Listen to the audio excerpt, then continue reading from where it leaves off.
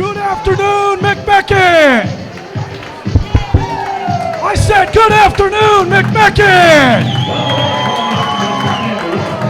Wow, there's a lot of you. How we doing this afternoon?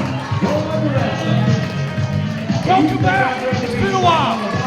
Too long, right? How are you? Good to see you. Welcome back.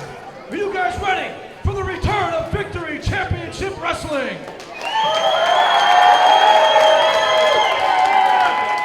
It's okay. So are you guys ready for the return of VCW?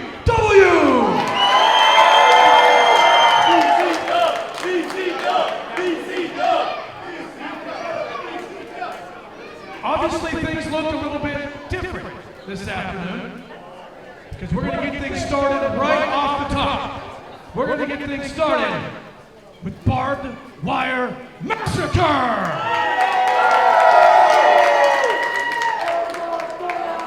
Are you guys ready for it? Raise it up! Make it loud! Road to Victory and Barbed Wire Massacre starts now!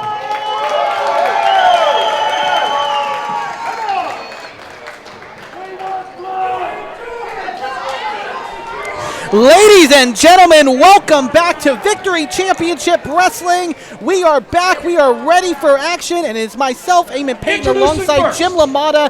Jim, what a way to kick off this new era for VCW in the most violent way possible.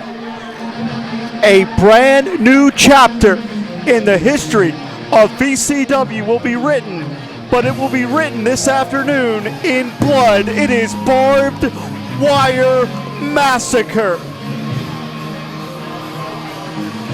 Arguably one of our biggest attendants here at the Bishop Donahue High School in McMecken, and it's for damn good reason, because once this match was announced to kick off this new era of VCW, everyone was ready for violence, and this man sure is as well. From deepest, darkest West Virginia, weighing in at 450 pounds, King Kong Hoss. This is Beastman. Eamon Payton, as we see the Wire in the foreground, this is a monster that has made a name spilling blood on different continents. To start this year, he was in Tokyo, Japan over New Year's, wrestling 3 rounds in the Big Japan Deathmatch Grand Prix. The Beastman is battle tested, but he has one of his toughest challengers to date, a matchup that has a lot of history and a lot of violence behind it. I think it is not hyperbole to say that this matchup will undoubtedly be the most violent in all of Victory Championship Wrestling history. McMecken's favorite monster, I should say, Beastman, bringing And his opponent, his tools and his violence that he, like you said, really put himself even further on the map in the land of the rising sun. Bringing it here to McMecken, and only one man, I think, Jim, can be as violent as Beastman in an environment like this.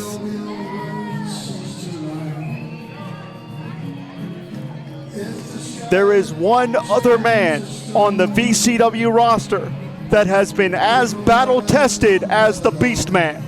And love him or hate him, the Country Hammer, Jami Jameson, will escalate the violence as perhaps we've never seen it before this afternoon. from Waupun, Pennsylvania, weighing in at 277 pounds, the Hammer Lord, Jami Jameson. Looking to drop the hammer on Beastman in the first match back here for Victory Championship Wrestling. Jami Jameson, the sadistic steel slinger, the Hammer Lord.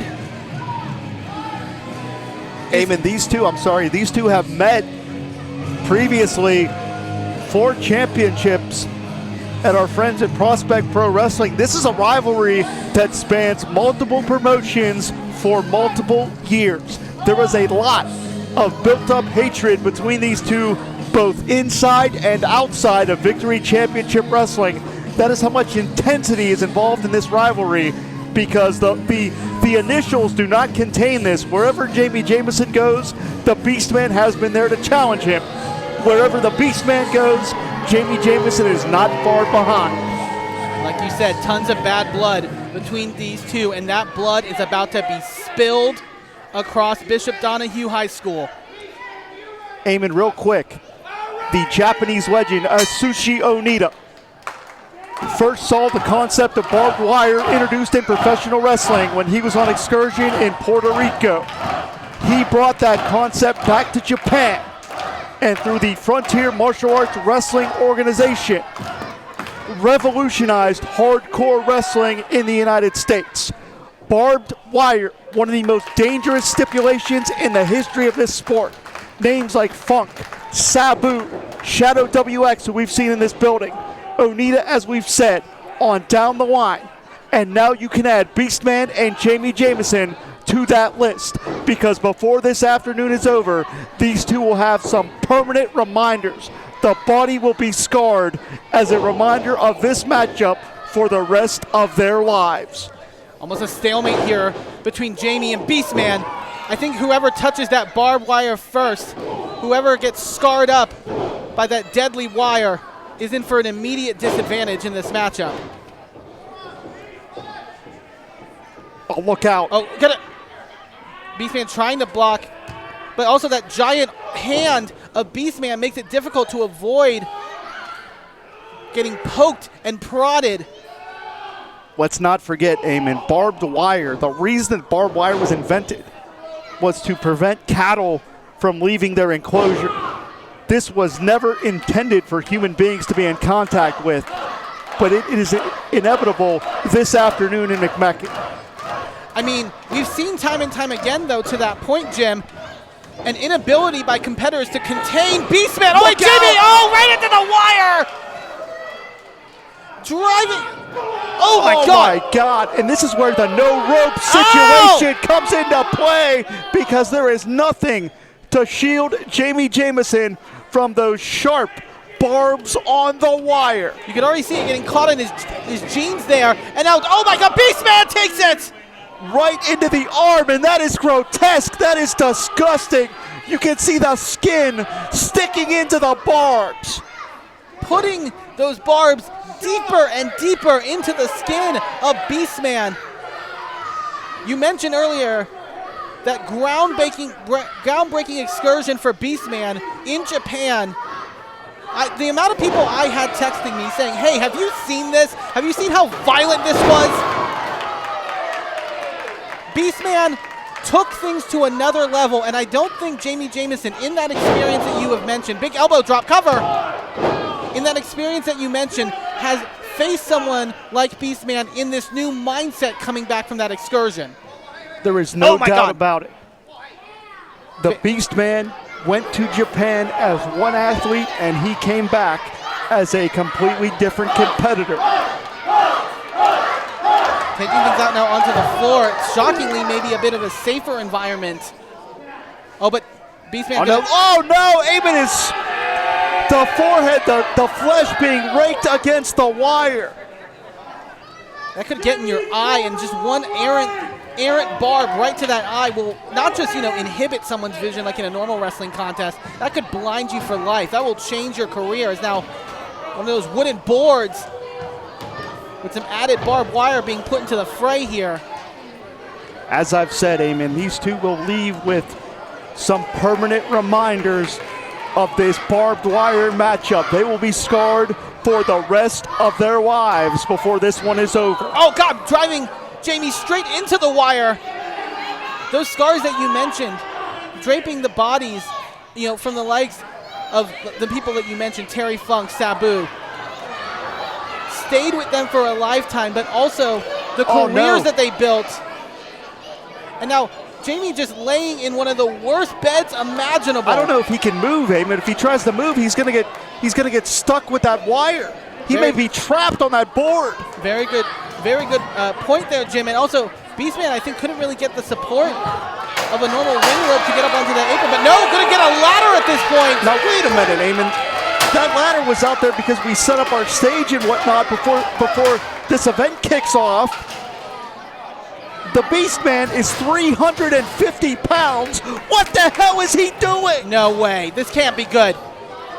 And like you said, Jami Jameson trapped with nowhere to go. This may be the end of Jami or both of their careers. Oh my God, going further up. Oh my Lord! Right into the wire goes Beastman. Eamon, did you hear the sickening thud when the Beastman hit the floor? That is hardwood basketball floors. And you combine that with being in that web of barbed wire, the chance of VCW here in McMecken. Jami able to avoid that predicament, but now going to set up his own contraption, so to speak. As Beastman able to stir at this point. Oh, but you see the wire still. Oh my God. Trailing along Beastman at this point. Eamon, it was a given that their careers would be shortened this afternoon, but we could see the end of a career before this matchup is over. Jami wanting to clear way. Oh, sends Beastman hard into the ringside area. I can't believe Beastman is even standing after he hit that solid wood floor. And now more devices of destruction. Jami Jameson wielding that barbed wire wrapped steel chair. And look at how much of that wire is on that chair. Oh my God! You saw the impact. And I think that might have even caught Jami right in the back of his neck. And you can see the pain etched on the face of the country hammer. Beastman gonna take Jami around the ringside area. We've seen time and time again with Beastman, there is not a part of this building that he won't touch. Eamon, the domino effect of this sport, from Puerto Rico to Japan to McMecken this afternoon, the barbed wire, making a definitive statement in the history of this sport. What the hell does Beastman have? Is that a railroad spike? Oh, and that is not to do some average construction. Beastman has something dangerous in mind for Jami. Jami realizes it. Oh no, trying to stab him right in the top of the head. He's trying to impale Jami with that spike. Jami fighting for his life at this point. Oh! These are two massive individuals on their own. The danger continuing to escalate here, Eamon. And now Jami, oh God, Beastman introduced it, and now he's gonna take it right to the top of the head. And oh my God, just savoring the punishment. Jami Jameson is like a cannibal in there, Eamon. Jami, now in the first time I would say in definite control of this matchup, is now, oh my God, look at that blood pouring out of the head of Beastman from that spike. And he is trying to drive the tip of that spike into the skull. Referee George Ross keeping a close eye on this. Do not envy his position one bit. Oh, that is disgusting. And look at the laceration. The Beastman has been cut, and he has been cut severely here in McMecken. Drinking the blood of the Beastman. Jami Jameson is literally bloodthirsty as he is trying to shred the skin. Right into that open wound as well, Jim. I mean, that is just added bit of punishment, just digging across flesh. Oh, Jami! Oh, no! He's caught. That is not where you want to be. Beastman, oh! Might have just eliminated any future Jami Jamesons. to come up through VCW. Now, what is he doing here? He's trying to expose the bare skin, trying to expose the flesh of Jami Jameson. The Beastman may be trying to fillet Jameson before this one is over. I mean, Jameson with that leather vest and those jeans, Beastman says, no, you're going to have to feel all of this barbed wire. And now, what could he be thinking? He had that chair deposit, but Jami fighting back for dear life with shots to the gut. Jami, one of the few people that can power somebody like the Beastman. Gonna go try for a clothesline, but no, Beastman reverses! Right onto the barbed wire! And stuck it to the arm! Oh my God! This could be over. And did you notice Jameson had to kick out on the left side because his right arm was stuck in the wire. And look at the blood off the arm of Jami Jameson. Like you said, Jim, that kick out ripping further into that flesh. And again, a nerve gets cut. You get lacerated the wrong way. That could be debilitating. Forget just a career ender. That could be absolutely debilitating. Eamon, I've been in this sport for 17 years, and I have never seen something quite this horrendous, quite this grotesque, because this is sheer battle. These are two human beings that are retribution trying to destroy one another. Low blow by Jameson, able to fight free, and now grabbing another chair here, wrapped in that barbed wire. The concoctions of these two individuals proving that they are some of the toughest people, not just in VCW, not just in West Virginia, but in the whole damn world. Oh my God, Jami going off the barbed wire. Oh no! Head first into the wire and the steel. Look at the blood continuing to flow from the lacerated flesh of the Beastman. Coloring that white t-shirt and almost blinding the eyes of Beastman, but no. Oh my God, the chair around the head. No! Off with Jami Jameson's head. Oh my God. Oh my God. Oh my Lord, that got him good. He is bleeding buckets, Eamon. Look at this replay here as we see the drop toe hold. I couldn't tell if that was where that laceration occurred, but I gotta imagine the steel chair to the face didn't help it. The Crimson Mask is not a cliche. It is a matter of fact in this barbed wire massacre. Oh, big splash! Beastman covers! Staining the leather jacket, staining the mat. Jami Jameson is losing blood and fast. Jami Jameson is literally in a pool of his own blood. Beastman realizing that there is more that needs to be dished out. We saw him pull out that bucket earlier.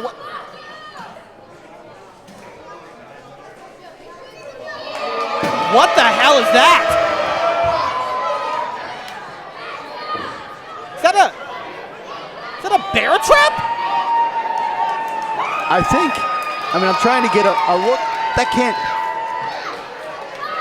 Eamon, I know it's a barbed wire match, but somebody's going to end up being legitimately decapitated.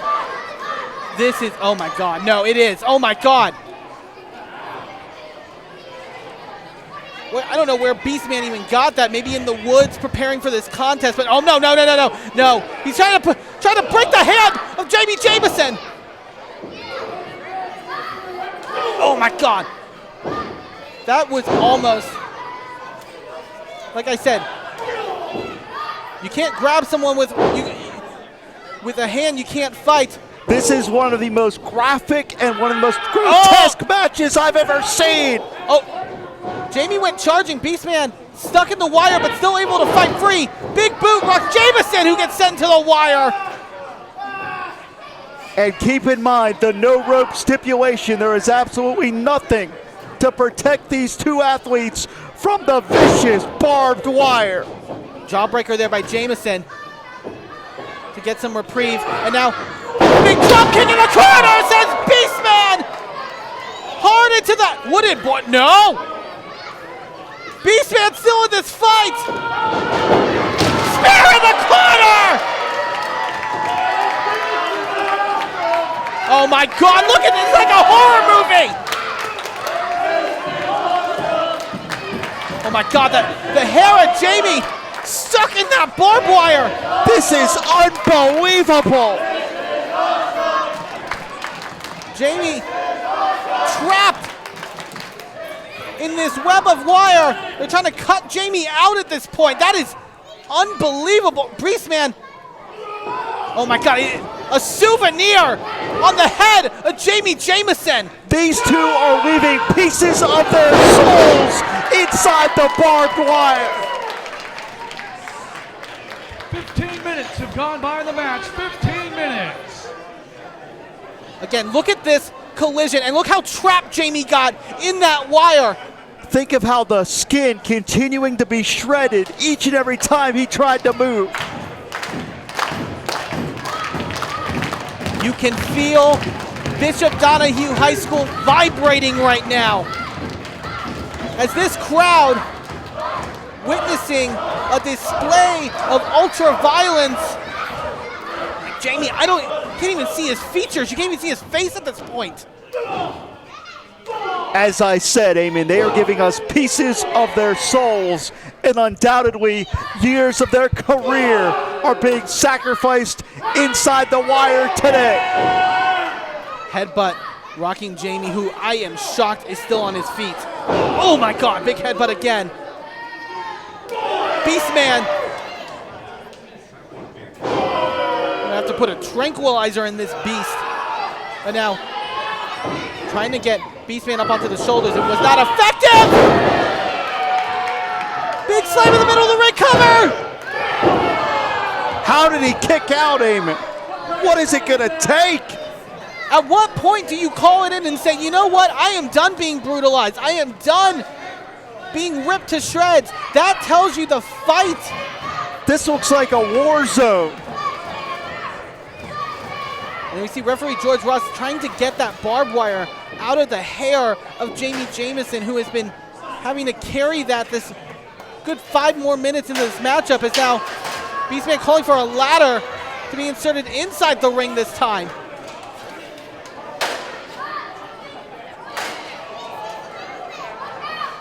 Oh, look out. You mentioned one of those barbed wired legends. Almost a calling card here. I hope referee George is getting hazard pay for this one. And now, ladder set up. What more can Beastman be thinking? Jami trying to fight free. No, getting him onto the shoulders. He's able to get him up! What power! Death Valley driver! Beastman looks out of it. No! And once again, Eamon, I'm going to ask the question, what the hell is it going to take to find a winner in the barbed wire massacre? I'm all out of answers. This has been something that I have never seen either of these two competitors put forth in this ring. This is surreal. This is utter and unfiltered violence. No, that can't be what he...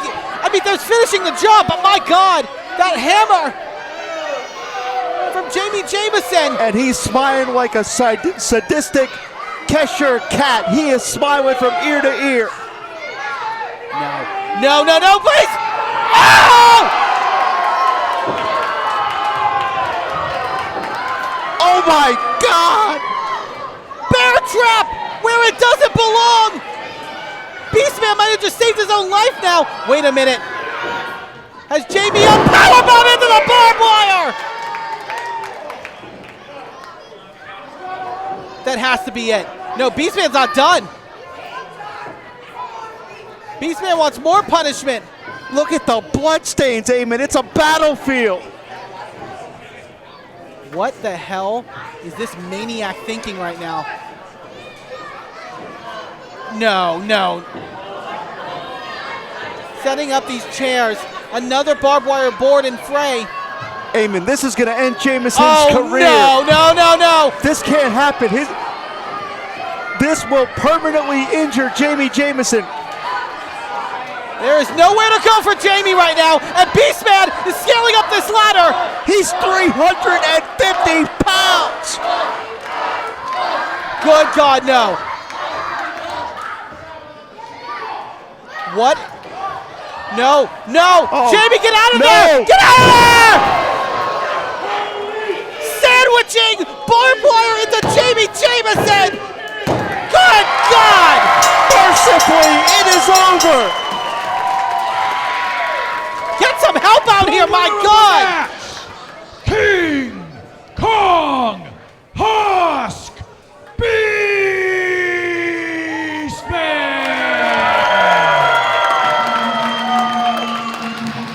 Someone get, oh my God, someone get some help.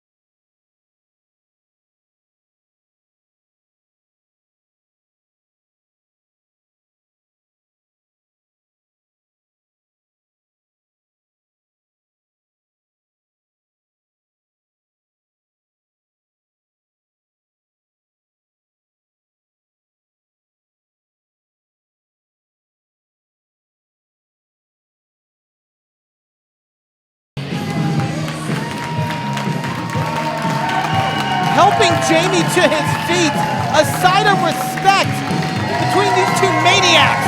Bonded by blood in the barbed wire massacre.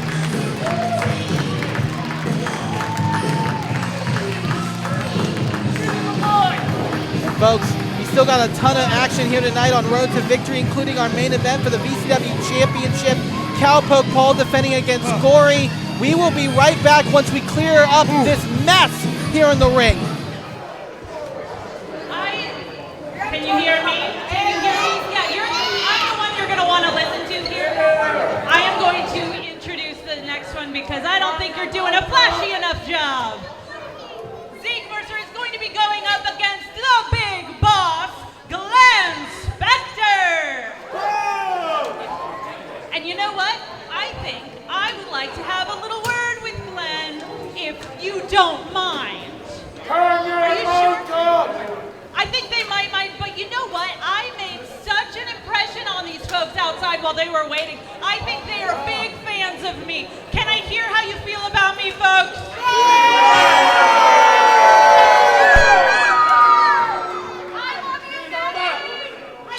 I think I misheard you. Can you tell me again? You know what? I think it's just these people. How do you feel about Matt here? Not flashy at all. You've got an American flag. Labor Day. Ugh. Labor Day is for lazy.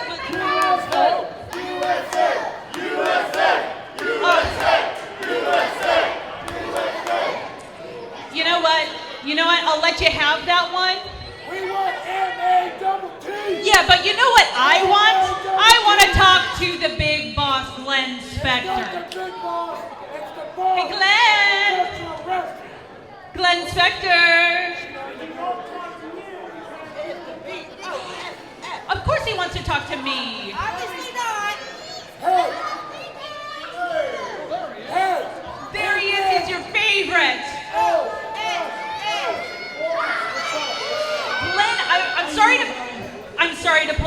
I know you have a lot going on back there. How are you feeling about your match coming up? I feel really good about it, guys. You know, the thing is, Kane and Christopher and I, the Troublemakers, we've been making towns all over the nation. OVW Superstars, check us out on Thursday night.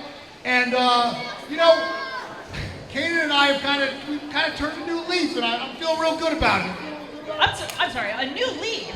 A new leaf? You're going to be doing something a little different here? No, I'm just saying we you know, I've come to appreciate the fans a lot more, and you know. These fans? Okay.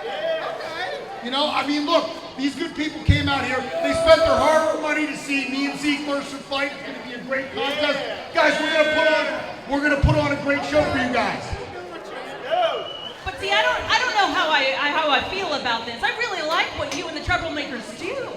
Look, we're still going to kick ass. Believe me, I'm here to fight Zeke Mercer, but it's going to be a good, fair contest. We're going to get. No, you know what? We're talking a lot about Zeke here, but what if we just bring Zeke out and let him speak for himself? Yeah! Here's the thing. You know, the thing is, Zeke wants me to say these words. He wants me to say, you know, that I. Yeah, but we don't need to get there quite yet. Glenn, you know what, Zeke? Zeke, come on out here, please. Zeke. Why do none of these people listen to me? Is it me? There he is. Hi, Zeke. Here's the thing. Zeke Mercer's been fighting a good fight since day one in VCW. Let's give him a round of applause, huh? You know what I really want to talk about, Glenn, is you had some words for Glenn here leading up to this match. How do you feel about what Zeke over here was saying? Hey, look, all right? We're athletes, we're fighters. In the heat of the moment, we say a lot of things, not all the time things that we mean. But you know what? I admit, Zeke, I did you dirty. I understand that. And how many times was that he did you dirty? 3 times. 3 times. You know what? And that was wrong, and I know that was wrong. I was wrong to jump you. I get it. You got something to say here. So you realize it's wrong. You realize it's wrong to jump people. Now you understand. Now today, the day that we fight, we put this behind us. Now you want to love this crowd that's been cheering for VCW, that's been supporting VCW. When you came in, what did you say about VCW? That we needed you? Zeke, I'm trying to be a good guy here, all right? Of course VCW needs me. I'm an international superstar, Zeke. Do you understand that? Do you, Zeke? Do you understand? I understand that you walk around as if you have a chip on your shoulder. As if we owe you something. As if you're trying to prove something by taking a shortcut. Glenn, you don't. Hold up. This is all about respect to you. Let me tell you something, all right? I am trying to be the better man here. I'm trying, Zeke. Hey, come on. Listen to me, man. We're going to have a good... Oh, okay. Oh, that's how it's going to be? Hey, you want to be a big hero now? Here's the reality, Zeke. No one, since I came to this promotion, 2 years, no one has ever pinned my shoulders to the mat. 1, 2, 3. I am an international superstar, and win, lose, or draw, when I walk out of this building tonight, I will still be an international superstar. I need you to understand this, Zeke. We're going to have a good fight. We're going to beat each other's asses, but you need to understand this. You ain't that guy. You are not going to pin me. Zeke is him! Zeke is him! Zeke is Do him! you have something to say, Zeke? B-O-S-S! A professional What I wrestler! gotta say to you will be said in Now there. that's easy work for Zeke! That's how it's going to be. That is how it's going to be. We'll do our talking in the ring. They are spicy. Ooh, I am ready for that one. What about you folks? Are you ready for that one? Oh, excellent. So, the next person I want to bring out, I gotta tell you folks, I am the woman of 1,000 talents, so I scour these promotions here and there, here in West Virginia, Pittsburgh, everywhere else, to find the very best talent who I would like to showcase. So the very next one is going to be the gorgeous Gregory. Come on, let's hear it for him. Hear what? Gorgeous Gregory. Gregory, let me tell you, I know what the problem is. I spent some time with these folks out here. They don't understand what it means to be gorgeous. So how about you tell them? Neither do you. Ladies and gentlemen, boys and girls of McMecken, West Virginia, my name is Gorgeous Gregory. I am going to count to 3, West Virginia. When I reach 3, Can you? everybody in this building is going to tell me exactly how gorgeous I am. 1, 2, 3.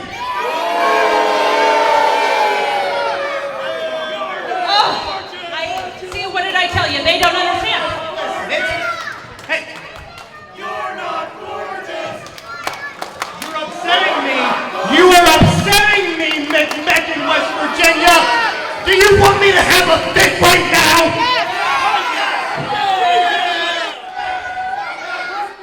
Teach these people a lesson. No, I'm going to be the bigger man. It has been 4 long years since I have been in a VCW locker room or a VCW ring. Okay? I am not here to fight tonight. When you are a generational talent, when you are a once-in-a-lifetime athlete, and when you are the main character of every single show that you are on, you only fight unless it's for heavyweight championship gold. You gotta earn it. Cruiserweight and dress. I earn it every day just by being me, sweetheart. Last I checked, the VCW heavyweight champion, Cowpoke Paul, already has a match tonight against Gory. So I'll make it very short and sweet, my intentions here at VCW. My intentions are, number 1, to banish Cowpoke Paul straight to hell. And number 2, Eat corn the long way. that will allow me to reign supreme in VCW as the heavyweight champion forever.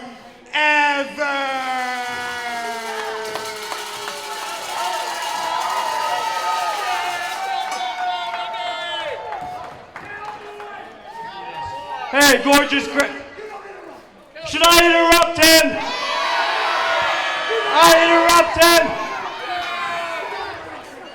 First things first, VCW, who's having fun?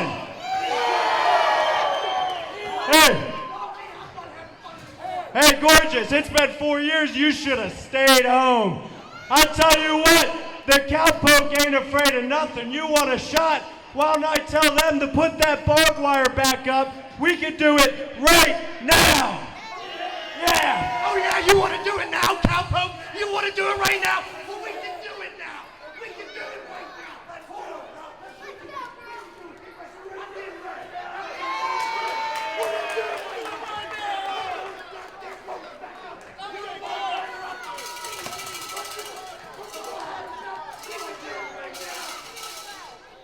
You know what? I'm gonna step in here real quick. Matt, I'm gonna need you to take over here because I am allergic to cows. So can you just? I have a hernia. I have to go to the, Betty, take me to the hospital. You know what? I will take you here. Matt, take this. Wait, let's sing Gorgeous Gregory a song, huh? No, no, no, no.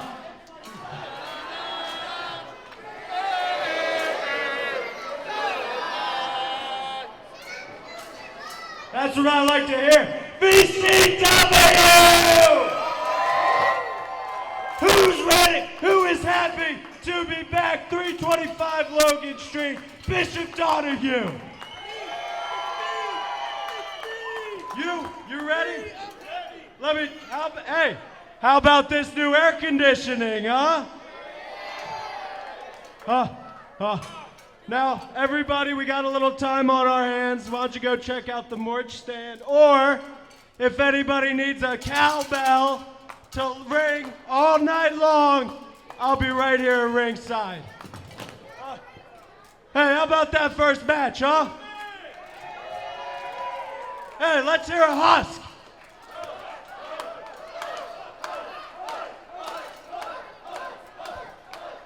That's right.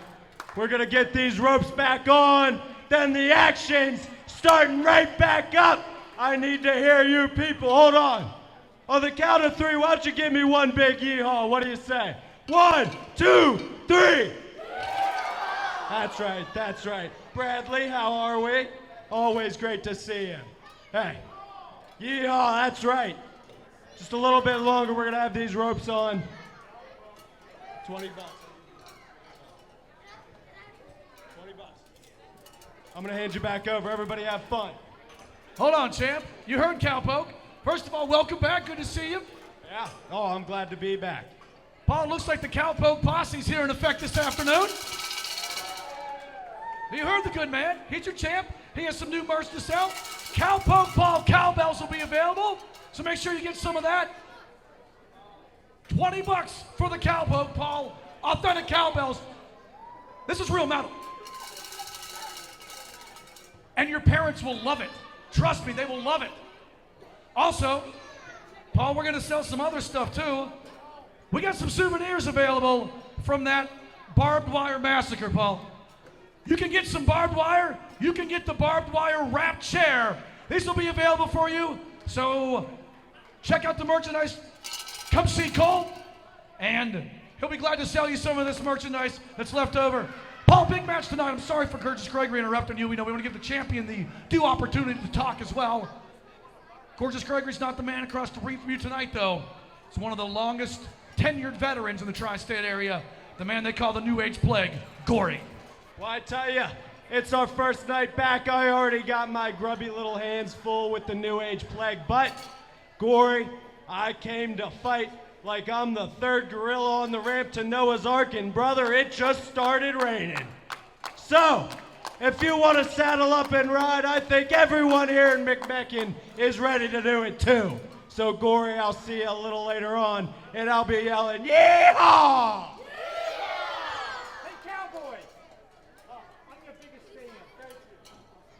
Guys, make some noise for Cowpoke Paul, your VCW champion. He is in the main event this evening, defending the title against the New Age Plague, Gory. Thank you all for coming back as well. It's been a while. Did you get your stuff? You got a belt? We got cowbells. There is merchandise available along the outside as well. The Beastman's back there as well. McMecken's own King Kong Husk. He's back there. Hey, let's hear it for one more time. Before you walk out, Beastman, come back out here for a second. I've known this guy for about 6 years now. Everyone's going to speak from the heart, so while we got a few minutes, I'm going to break off and do it a little bit too. I've known this guy for 6 years. Outside of the ring, this is one of the best human beings I have ever met. This guy will literally give you the shirt off his back. I don't want that one.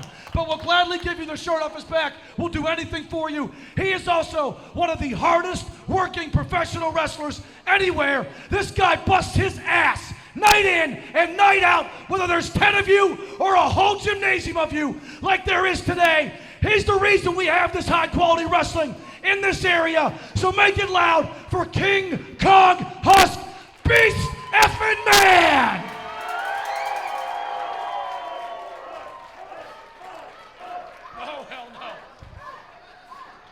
Sorry, I just got my suit right. I can't be wearing Beastman blood home. These guys almost have the ring back up as soon as these ropes are tightened. We still have 5 more matches for you. When we come back, we're going to have a 3-way match. Island Fury Taino versus the Gavel David Lawless versus Super Oprah.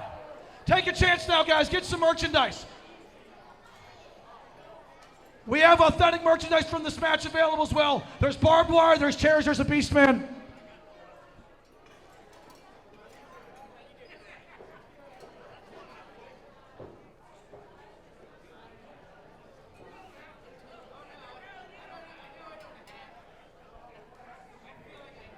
Well, not only does he wrestle in barbed wire match and create promotions, he also makes matches as well.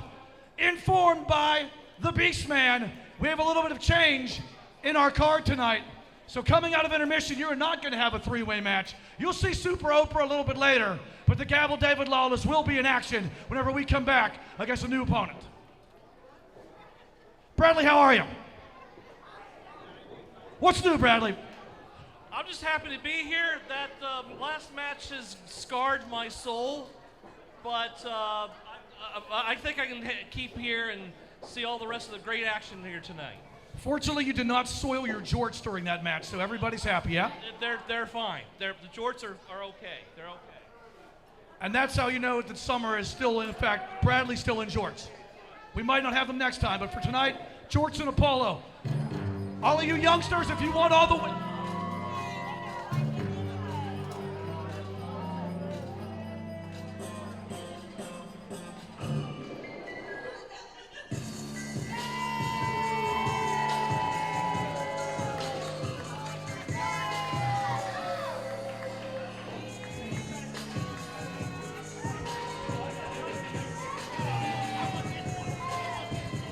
I want the one that's on, because I got something to say to each and every one of you, including you, Mr. Ring Announcer. Hey, let's clap it up for that sadistic show that you just saw, where all the kids are going to go and get kicked out of school undoubtedly for their grades or for trying to impale one of their fellow classmates.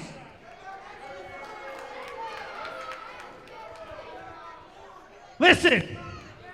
I came out here the second I heard an announcement that said that I was somehow going to be in action tonight. And I got to tell you, I am not coming out here to wrestle. I'm coming out here to remind each and every one of you, including you, Mr. Ring Announcer, that the Gavel David Lawless Esquire does what he wants, when he wants.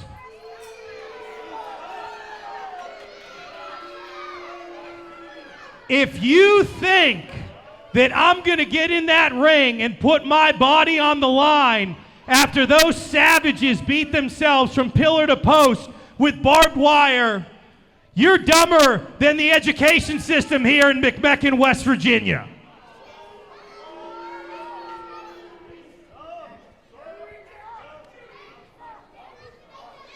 Yeah, that's good. You probably can't even spell. No, the real reason why I'm down here is because tomorrow is a national holiday called Labor Day. And I wanted to make sure that each and every one of you saw what it was like to actually have a human being that is employed and has a job in front of you. Because for all of you people that are probably collecting government benefits, you probably don't know what it's like to work a 9-to-5 like the Gavel David Lawless Esquire. As far as I'm concerned, every day is Labor Day for all you morons here. So I want to make sure you specially recognize the hardworking men and women, especially the Gavel David Lawless Esquire, for all I've contributed to this society.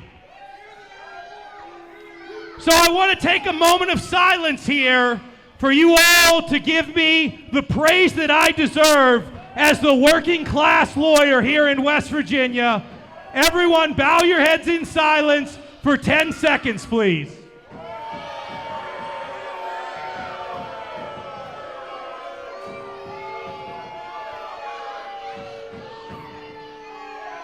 Now clearly, your inability to follow instructions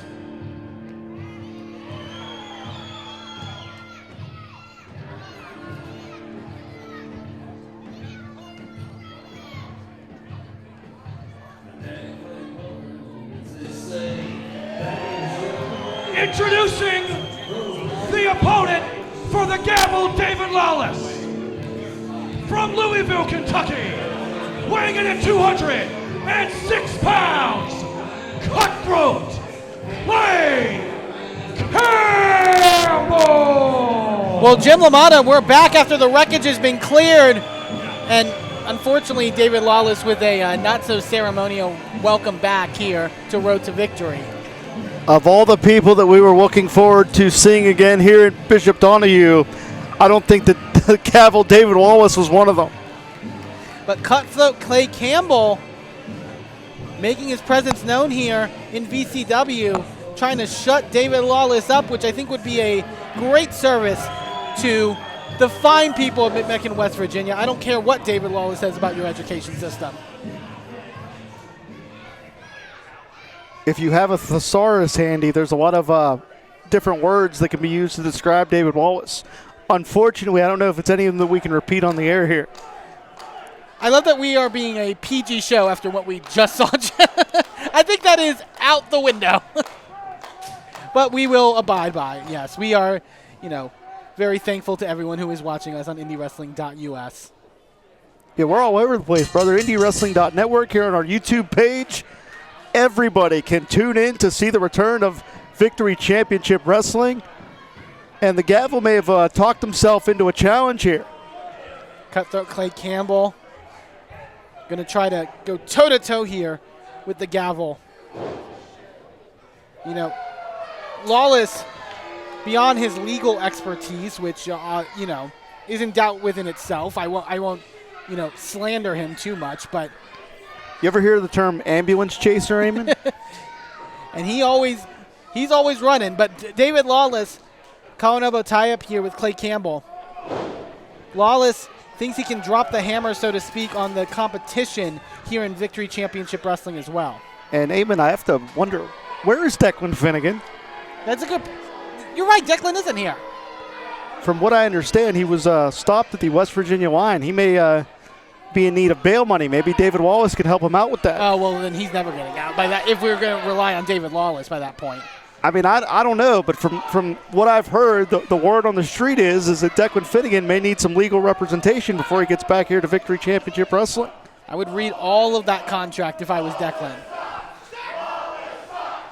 And speaking of the Gavel, if he's not helping our colleague in his current predicament, he should probably get back in the ring and continue this contest with Clay Campbell. Clay Campbell, a young man who I believe just needs an opportunity to really showcase his skills, and this afternoon could be that opportunity. Absolutely. Victory Championship Wrestling always looking for the top competitors across the state and across the country. Our commissioner, Ripper Blackheart, always has his eyes on talent. And it will be a proving ground, so to speak, here for Clay Campbell as David Lawless trying to work Clay Campbell here into the mat. Off the ropes, big shoulder tackle. A lot of force into those shoulders. The Gavel very proud of himself. When is he not? I mean, he comes from a line of individuals who think that because you went to school and probably because your mommy paid for it and you got a degree on your wall, that you made something. Big neck breaker there. Wallace is proud of himself and a few other things of himself, but those are also things that we can't mention on the air. Nice vertical leap here, floats over, hooks that leg, 2.5. And that right there is what is so damn annoying about the Gavel, because he is a disease. But as a professional wrestler, he can get it done inside those ring ropes. As much as I cannot stand him, I will never take away from his talent. Irish whip into the buckle, goes Clay Campbell hard.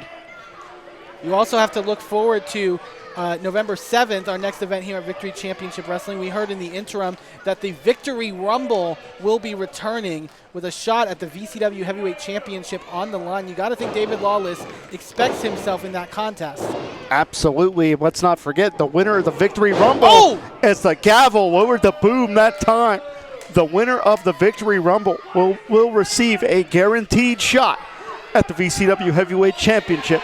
So certainly high stakes come our return November 7th. It's now Lawless in control right now. Clay Campbell, wait, no, spoke too soon, small package. Only two there, could have been an upset there. Oh, and Lawless putting that boot right to the chest. And that right there is how much of a ring general David Wallace is, because he knew exactly where to to cut Clay off, excuse me. Oh, Clay. Lawless took a little bit too long. Reversal. Plants Lawless with a DDT. Could this be an upset cover? Hook of the leg. And it got is! him!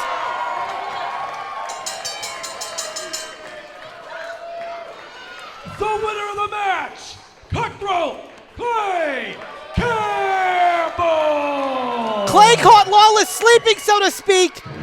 Got a little too cocky and took advantage.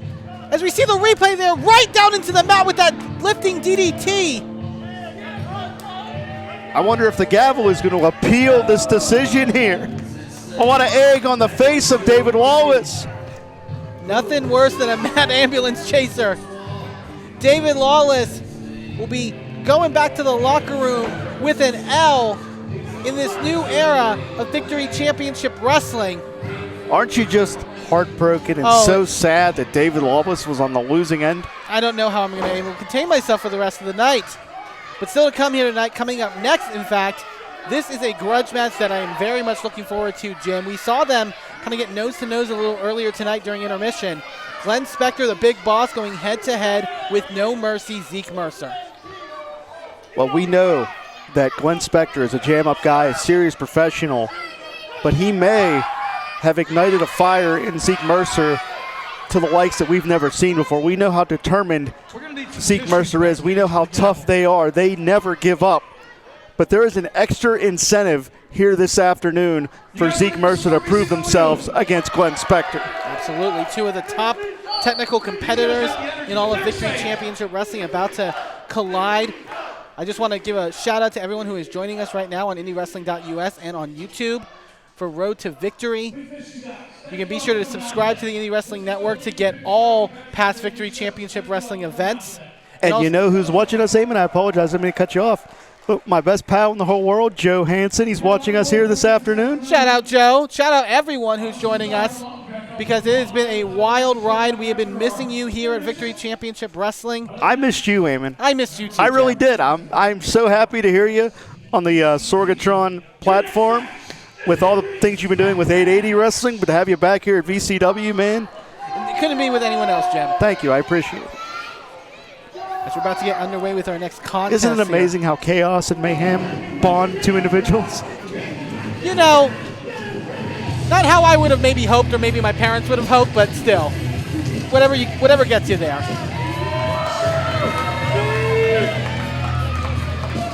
Introducing first, from Jackson, Mississippi, weighing 190 pounds, No Mercy, Zeke Mercer!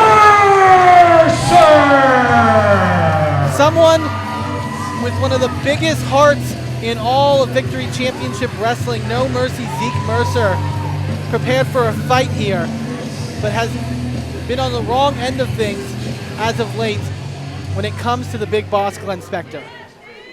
They look very, very determined right now. And the opponent.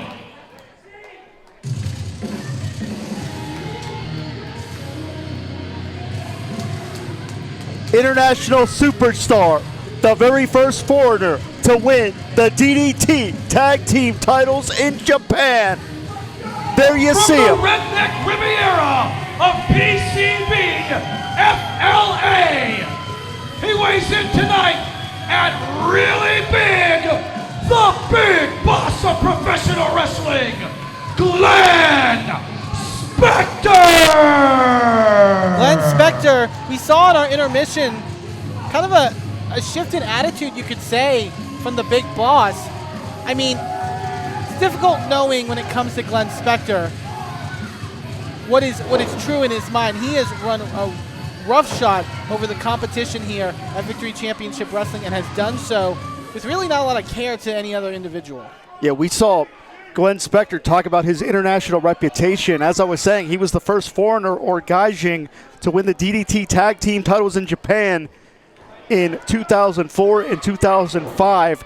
And to show you the disparity in experience here, Spectre was winning championships internationally when Zeke Mercer was a toddler. I mean, Spectre's resume, both internationally and here, almost second to none. I don't think there's anyone on the roster that can really match it. And Mercer, like you mentioned, has that experience disparity. But they are a competitor who makes up for that in a lot of fight and a lot of fighting spirit. Absolutely. Pure grit, pure tenacity from Zeke Mercer. And even let's not forget the rivalry between these two stretches back more than a year. The last time we were in this building, it was Zeke Mercer leveling Glenn Spectre with a steel chair, splitting Spectre ear to ear.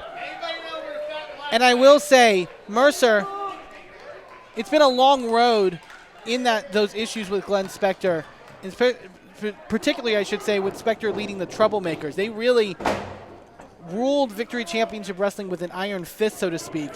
And Mercer, who has been someone who has really lifted the banner of Victory Championship Wrestling from the very beginning, from our very first show. Waistlock here, Eamon.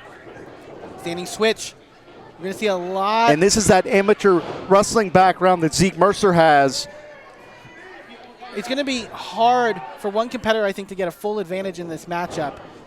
Not only the fact that these two are two technical competitors that will love to scrap in that ring, but Mercer and Spectre have to have been scouting each other a great bit going into this matchup as well. A lot of ring generalship right there from Glenn Spectre. Knew where he was in the ring, able to reach the ropes, force the break. That's what I'm talking about when I say that Spectre is a jam-up guy, because he can dictate the pace of a matchup, knows how to stop his opponent while generating his own offense at the same time. Oh, grabs the waist again of Mercer. Like this right here, stopping Mercer's momentum. And realizing that Spectre, I got to think in his head, knows he has the lower center of gravity on his side. He's got that weight advantage. And the height advantage as well. Ooh, Mercer, though, sending Spectre out onto the floor, and Spectre going to reconfigure things. And it's not often that someone gets the better of a technical exchange with Glenn Spectre, but we just saw it right there. Mercer telling Spectre to cross the line and bring it on. Mercer, we saw at intermission, made it clear their actions, their talking is going to be done in this ring, on this mat.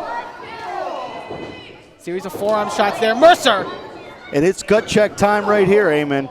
I believe they are exchanging strikes to try to prove who wants to be the one that comes out on top in this extensive rivalry. This is the final confrontation as we're seeing the big boss maintain wrist control here. Shoulder tackle and then not letting up on Mercer. Mercer going to lay in with a forearm shot, a heavy striker in that ring. Yeah, they waffled the big boss right on the point of the jaw. Pinpoint precision for Mercer so far. Mercer is someone who has always been on the cusp of the rankings here at Victory Championship Wrestling. Title matches in the past. Hasn't been able to obtain that glory that they have, not just they desire, but any competitor desires. Oh, comes charging in the corner with the hip attack. Man, Zeke is so fluid inside those ring ropes. The way that they can generate offense from any angle is so impressive. That is a rare quality in the world of professional wrestling. Ooh. But Zeke Mercer has it. Mercer seemingly targeting the arm there, the left arm of Spectre. And that may be why, because we know that Spectre is a heavy striker as well. Oh, and we see that right there, those open hand chops. And Spectre gonna lay in the big boss, controlling the ring here, big scoop slam. This isn't checkers, Eamon. This is a game of human chess. Oh! Because everything has a purpose, as Mercer was forced to get their shoulders off the canvas that time. And notice how Spectre, with that experience edge, seized on the opportunity, went in for multiple bouts of offense in quick succession, not giving Mercer a moment of reprieve. And now going to exchange here on the floor at Bishop Donahue. And it goes without saying, we've seen how dangerous that wood floor can be already this afternoon. Credit to our ring crew for clearing up again the mayhem from earlier. But this is going to be a violence of a different kind, so to speak. This is going to be classic pro wrestling. This is tooth and nail, Eamon. Flesh on flesh, bone on bone, like that right there. Spectre, I got to imagine, a little bit more comfortable on the floor. And Spectre, you can see, jawing with the audience a little bit here on the floor. That is kind of a mode in which Spectre thrives in. Oh! And you heard the contact that time. Oh, and Mercer sending Spectre back first into that ring post. Almost a desperation maneuver from Mercer, I believe, because they know they do not want to allow themselves to be swept up in the momentum of the big boss, because make no mistake about it, Glenn Spectre is a shark. He is a carnivore in the wrestling business. I think Mercer was breaking the count, maybe looking to dish more punishment out to Spectre, but Spectre catching him off guard. That's what I'm talking about, man. Glenn Spectre will lock on. He is a nasty, nasty pit bull, make no mistake about it. And not only that, pulling Mercer out of the ring, but also breaking the ring count in the process. Oh my God, forearm shots rocking the jaw there, Mercer. Eamon, I hate to put you on the spot, but let me ask you, how do you think that either one of these athletes are going to move forward depending on this result of this matchup? Ooh! Well, when it comes to, like we mentioned, the Victory Rumble that we'll see November 7th, come up to that drop kick. Only 2 there. And in this new era, in this break that we've had of Victory Championship Wrestling, I got to think a lot of the locker room has been stewing in regards to where their place is on the card, where they see themselves going forward here in this company. So it's make or break here. Who could reach the pinnacle of Victory Championship Wrestling? The story will be told as these matches unfold this afternoon. Mercer went charging, but Spectre getting a little bit of separation there with that boot. That's what I'm talking about, defensive and offensive, but Mercer returns the favor. Up onto the second. Mercer, drop kick right to the chest. Launching themselves like a missile there. And they're going to crawl over into the cover, hook to the leg. Back press. And did you notice Zeke Mercer, who has been in this sport for about 7 years, started at the age of just 18. They are a young veteran in many ways. Did you notice how they put the weight on the shoulders and hooked the leg, making Glenn Spectre put that much more energy forward to kick out? That's the thing with Mercer. They do everything with purpose in that ring. As does Spectre. Ooh. As we see it there, clubbering shots, and now gonna... Oh my God, Brave Buster right in the center of the ring. Mercer may be out of it. Barely got that shoulder up. Only 2 there. What a fight. What a physical fight. Spectre, though, right back to the neck of Mercer, going to position them. Possibly thinking top rope again at this point. We saw that splash utilized earlier. Thinking one more time. No! Mercer having it scouted, able to get the boot up, rocking Spectre. Yeah, Spectre, a rare situation where Spectre telegraphed his offense and paid for it. Bottom drops out with the DDT. Lateral press cover. Still only 2. And a sign of that physical exhaustion was Mercer did not hook the leg that time. I think that's the thing with Spectre that's so difficult when you're wrestling. The big boss. Every bit of punishment is not, a maneuver to secure the win. It's to pick apart and pick away at your opponent.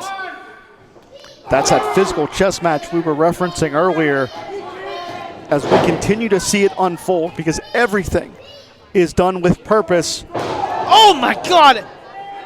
And that boot right to the small of the back of Zeke Mercer. That is not just going to be painful. Wait, cover now. Notice Spectre in the last second trying to trap the arm of Mercer. Had that cross face as well, putting the elbow in the face. Wait a minute. Mercer saw their opening and trapping with a triangle choke. Yeah, I don't know if they have the legs crossed quite as much as they would like, but it's effective regardless. Typically, from my understanding of that hold, also you would have the arm in between the legs just as got well. it. They just laced the ankles properly there. Oh, Mercer! But you're right, he has an arm out. Having to watch the shoulder. Oh, Spectre with the power bomb! Shoulders down.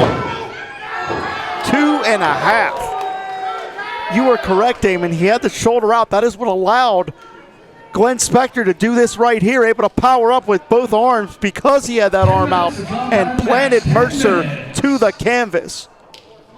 Spectre, you got to think, has to look further into their arsenal and decide what is it that will put Zeke Mercer down. Tries for a scoop slam. Mercer able to fight out. Oh, shot! Was a savate kick right to the chest. That'll drive the air out, and without the air in the lungs, you're not going to fight forward. Big rising knee strike. Yeah, Mr. Wrestling 2 style knee lift. The way that Spectre came off the ropes, tearing a page from those old Mid-South days. And that shows you how much of a student Spectre is. He's a veteran, but he is always adding new tools to his arsenal, more pages in the playbook for the big boss. Pulling down that knee pad, he might be going for that running knee strike that has put away numerous people here in Victory Championship Wrestling. Eyeing up Mercer. Waiting for Mercer to get to their feet. Oh, Mercer had it scouted! But Spectre not giving Mercer an inch. Probably thinking I can go back to that well again, but I gotta get Mercer more incapacitated. Chop, ducked by Mercer. Radiating across the chest of Glenn Spectre, who's on wobbly legs at this point. Eamon, I could be wrong here, but I believe it is going to be just one small difference that could determine the result of this matchup. Everyone seems a little on edge, including both of these athletes in the ring right now. Insecurity walking Spectre, but not taking him off his feet. Big German suplex release. And now back to the waistlock. Trying another one possibly. Spectre doesn't know where he is. Series of German suplexes, but Mercer unable to capitalize. Spectre back up to his feet. Ooh, tries for a blow. Mercer. Mercer the blue thunder bomb cover. Hooks has the leg. And credit to Mercer being able to get up the larger Spectre there. And now I believe it is a rare time that they are showing some frustration in the ring. Usually Zeke Mercer is so calm and collected, but not right now. And again, that speaks to the personal rivalry, the personal animosity between these two that has been brewing, as we said, for just over a year. Oh no! Oh man, George Ross got waffled. Someone has to check on George. He ricocheted off the ropes, and I believe that was coincidental. But where is Spectre going to check on? Wait, where is Spectre going? Going under the rings. Grab a chair. Oh, come on. Now wait a minute, Eamon. This isn't the contest that Spectre was talking about before. We saw Zeke Mercer waffle Spectre with that chair, splitting him ear to ear. But that was a no disqualification matchup. That is not what this matchup is about. Looking for retribution here, possibly. Spectre. Right? Spectre wanted to prove that he was the better wrestler. The crowd kind of telling Spectre no. He's trying to psych himself into it. And look at Mercer, too. Telling him to do it. Mercer is daring Spectre to use that chair. Mercer will not back down. Look at the look in Mercer's eyes. And Spectre looks conflicted. This is very, very rare. Maybe Spectre thinking, no, I am going to compete. I am going to do this the right way. Maybe Spectre. Oh! Spiked Zeke. Spectre wants to prove that he's the better wrestler. And now eyeing up that knee strike one more time. Comes charging in the corner, hits it! And that could be a knockout shot. And now trying to get Mercer into the cover. No, Mercer, I don't know if that was sheer luck or wherewithal. Got enough close to that rope. Not that I would ever doubt Zeke, but that may have been pure coincidence. They got hit with that knee strike right on the point of the jaw. Could it be going through Spectre's head at this point? Maybe I should have used that chair. Maybe I should have finished Mercer off. Well, Spectre knows that he wants to prove that he's the better in-ring athlete, and you can't do that using a chair.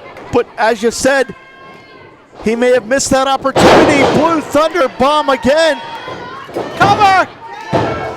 No, kick out at two, but Mercer, I think almost realizing Spectre was kicking out and now goes to eye up Spectre. Shining Wizard! You want to talk about a Japanese influence? That's one right there. Cover! No! Again, possibly a coincidence there. And it was a matter of inches. 15 minutes have gone by the match. You want to know how close this matchup is? It literally right there came down to a matter of inches. Look at the frustration in the eyes of the big boss. I think this is his toughest fight one-on-one so far here in Victory Championship Wrestling. Now these two warriors exchanging forearm shots. And listen to the contact. Oh, Spectre ducks one. Sleeper. Well said, Eamon. Trying to incapacitate. Oh, look at the weight advantage here by Spectre also. Yeah, Spectre using that size advantage to sap the energy from Mercer. Mercer trying to break free. Roll through. Wait, shoulders down. And Mercer gets it. They did it. The winner of the match, no mercy, Zeke Mercer. Incredibly competitive contest there, Jim. Absolutely. Look at this again, coming down to a matter of inches as Mercer shifted their weight and got the 3 count. You see it on the replay. Spectre. And Spectre looks dejected. Remember, he could have used that chair. He could have taken the easy way out.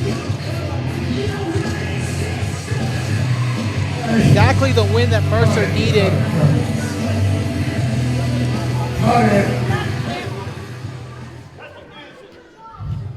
Hey kid, been this a long time.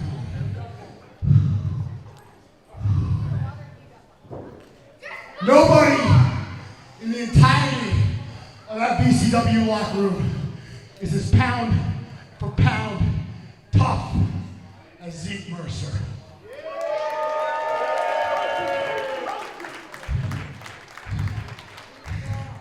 Nice job, kid. Well done. You wanted to hear these words, but I always, even when I was whooping your ass, I always respected you.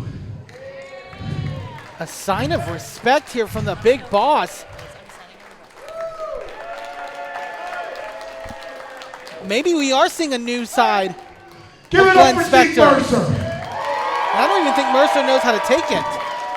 That is a sign of respect that was earned, because I'll tell you what, if you know Glenn Spectre the way that we do, Glenn does not give that endorsement lightly. Love him or hate him, Spectre just told Zeke Mercer that they are undoubtedly respected, and Mercer, no mercy, Zeke Mercer has earned his bows right now. What a competitive contest. Some of the best wrestling we've seen here at Victory Championship Wrestling. And folks, we still have more to come, including our main event for the VCW Heavyweight Championship. Cowpoke Paul putting the title on the line against Gory. And let me ask you this, Eamon. For Zeke Mercer, could they be in the running to win that Victory Rumble Friday, November 7th? You gotta think Mercer a favorite. But that and so much more still to come. We're going to take a brief intermission, folks, and we will be right back with more Victory Championship Wrestling action. And we are back, ladies and gentlemen, with more action here on VCW Road to Victory. And it's, Jim, a special bonus match we have added to the card here tonight. Things stacking on top of each other with more and more action.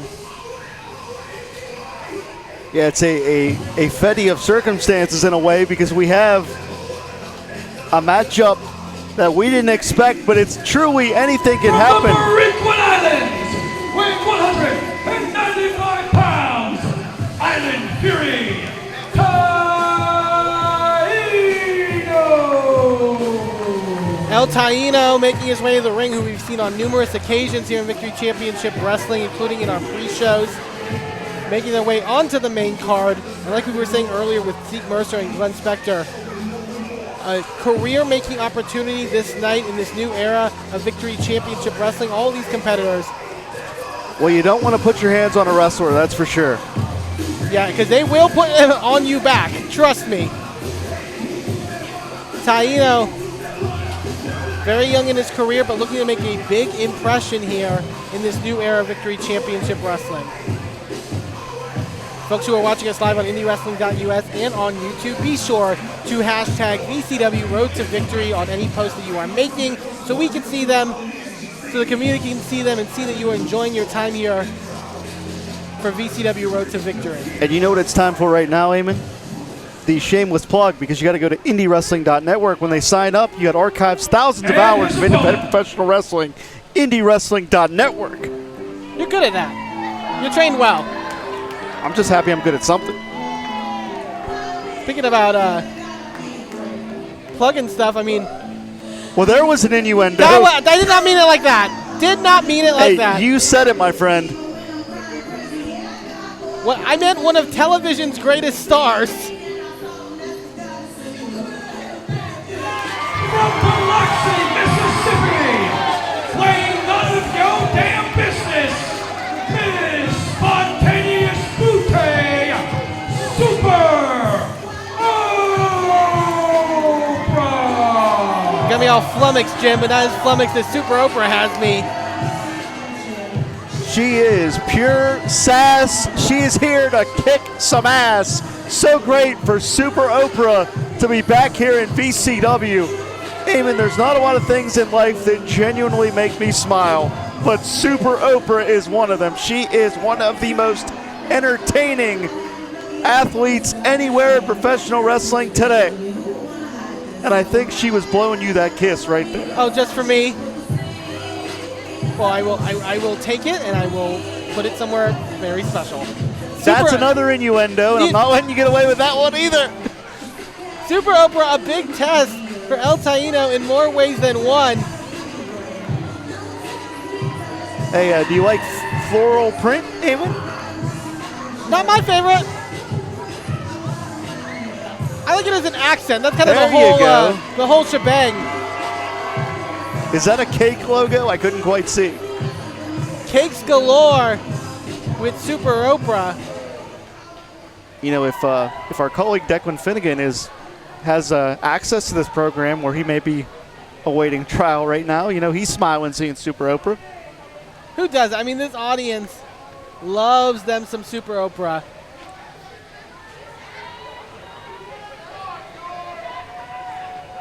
Oprah already starting the mind games here with El Taino. I mean, maybe mind games describes an attention to it. I think this is just Super Oprah on a daily basis. I believe George Ross is checking the boots of Super Oprah, making sure that she doesn't bring in any. Just, you know, streamlining the process. Like, some things illustrate themselves, Eamon Payton. What do you think George had a worse time with, this or the barbed wire match? I think George may be losing his lunch, and he hasn't even had lunch yet. Oprah, get the... No, George? I think Oprah's smitten with George Ross. We may have a love story unfolding before our eyes here, Eamon Payton. Anything can happen here in Victory Championship Wrestling is now eyeing up El Taino. Oh! I think Oprah wanted an Island Man in her future, but Taino wants a fight in this ring. Well, you're taken, so don't you get any ideas. No Island Men for you. As I always say. And a waistlock there by Oprah. Oh, and a bit of a receipt there. Oprah is going to, in this scenario, really have an experience edge, a weight advantage. I don't like to see How other dare women's you bodies. comment on her weight? But also, like I said, the mind games. I don't know how you deal with a competitor like Super Oprah when you're any wrestler in the VCW locker room. Oh! In a business of unique commodities, Super Oprah is a commodity all her own. And wherever Norman Smiley is watching this, I believe he would appreciate the big wiggle from Super Oprah. Those cakes coming into play here. Oh, Taino went charging, but no, Oprah catching his young new, and no, thinking maybe I think Maury wants a handhold on anything. She sees something in Taino, I gotta say. Taino a little vertically challenged right now with Super Oprah.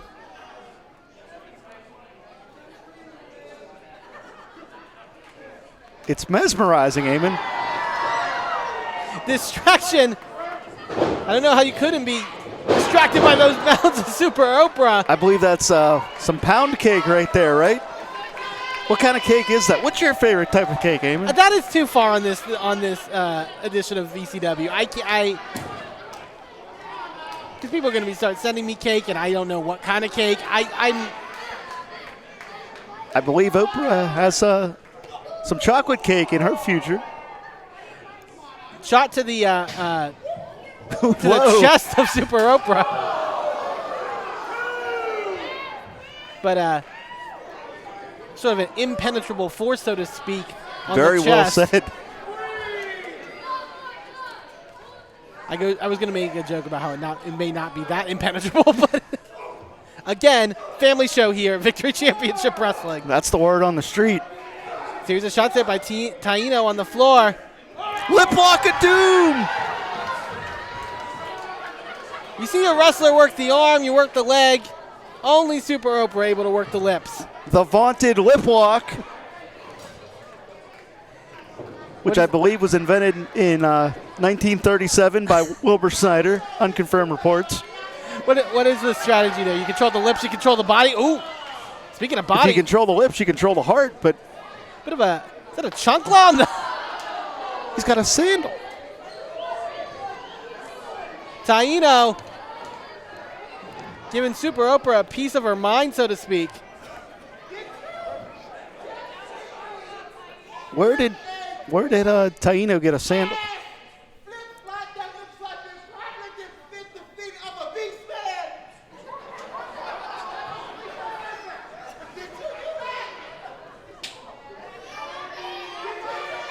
Eamon, I hate to put you on the spot, but what the hell is going on? Jim, I'm lost. You're not going to get me back on this. I mean, Super Oprah loves her shoes, I guess. But you know, there's a Tony Atlas joke in there, but I'm not going there. Oh, my. Okay, all right. Oh, wait a minute. The fun and games may be over. I believe that Taino chopped out one of the knees of Super Oprah. And that's a good strategy. I mean, all jokes aside here. All jokes aside, I think we have nothing is aside right now. I'm so sorry. Taino, though, working over the leg of Super Oprah and also dealing with this cantankerous audience here in McMecken. Shots right to the thigh. Ooh, working down on that knee. And now Oprah with a handful of hair. I have a cat fight on her hand, so to speak. Oh, Oprah. Just one leg of Super Oprah able to push Taino off like that. Yeah, that's how much the size disparity really comes into play here. Series of shots here by Taino going back to that leg. Off the ropes, comes charging. Oh, caught by Super Oprah into the backbreaker. And the pain etched on the face of Taino. Oh, turning him around. Well, is this pleasure or pain, Eamon? That's the million-dollar question in this scenario. Hey, it's about to be pain. Wait, George, what are you?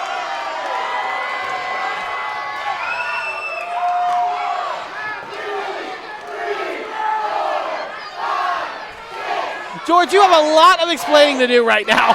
George conveniently looking the other way. Oprah. You know, Eamon, I just realized something. I've been in this business 17 years. That's the first time I called a 10-count spanking. First time for everything, I guess. Big leg drop there by Oprah, but got none of it. Taino taking advantage, going right in to the side headlock. It's a hell of an opportunity for a chin lock, I'll tell you that. You're full of it today, Jim, I gotta say. It's not the worst thing I've been called, so I'll take it. Taino trying to wear down Super. I'm going to call this like a wrestling match. I'm sorry. Taino trying to work down Super Oprah. Very catch-ass, catch-can, isn't it? Speaking of cans. I hope she didn't catch a lot. Super Oprah fighting three. Still with the grass, though, is El Taino. Oh, no! No, he didn't!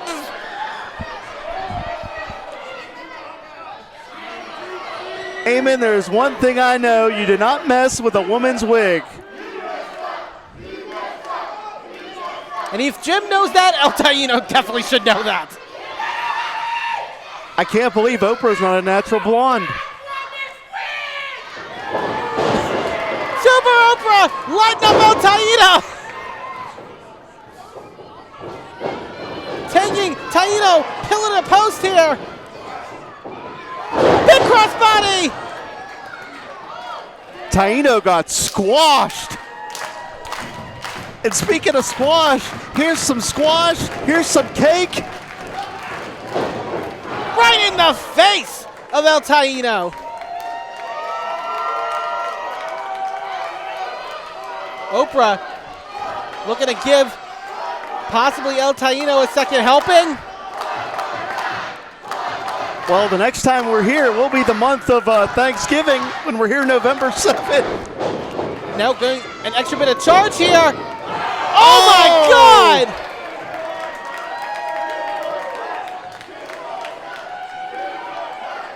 Lipstick smears and all. Super Oprah just crushing El Taino. Question is, has Super Oprah crushed the chances of El Taino in this contest? And now, Betty Crocker, eat your heart out. Probably not the choice of words you wanted to use right there. Taino with nowhere to go. Oh no, pushing out from the back of Super Oprah. I think that was the best move Taino could have made. Yeah, Taino, I think, is as flustered as we are. Ooh, big insecurity right to the side of the head of Oprah. Super kick. Well, Taino wants to rain on this parade, that's for sure. Taino scaling up to the second. Question, oh! Oprah saw it coming, headbutt right to the top of the head, and now package pile driver!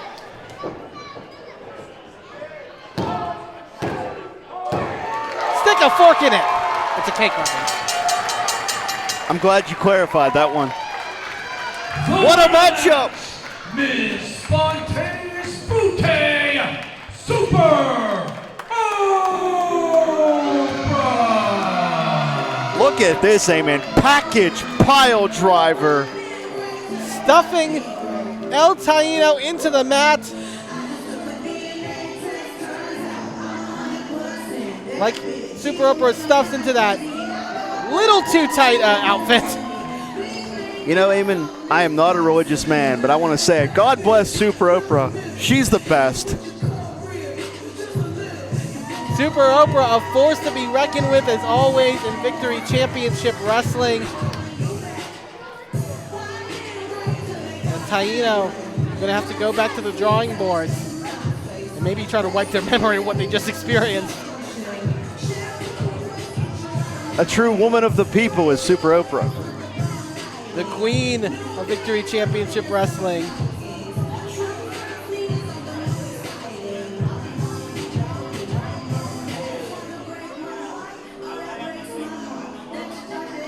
Here at Victory Championship Wrestling, you get it all, folks. Some barbed wire, some violence, some technical wizardry in that ring. Some cake. All of your food groups. All of your pro wrestling food groups.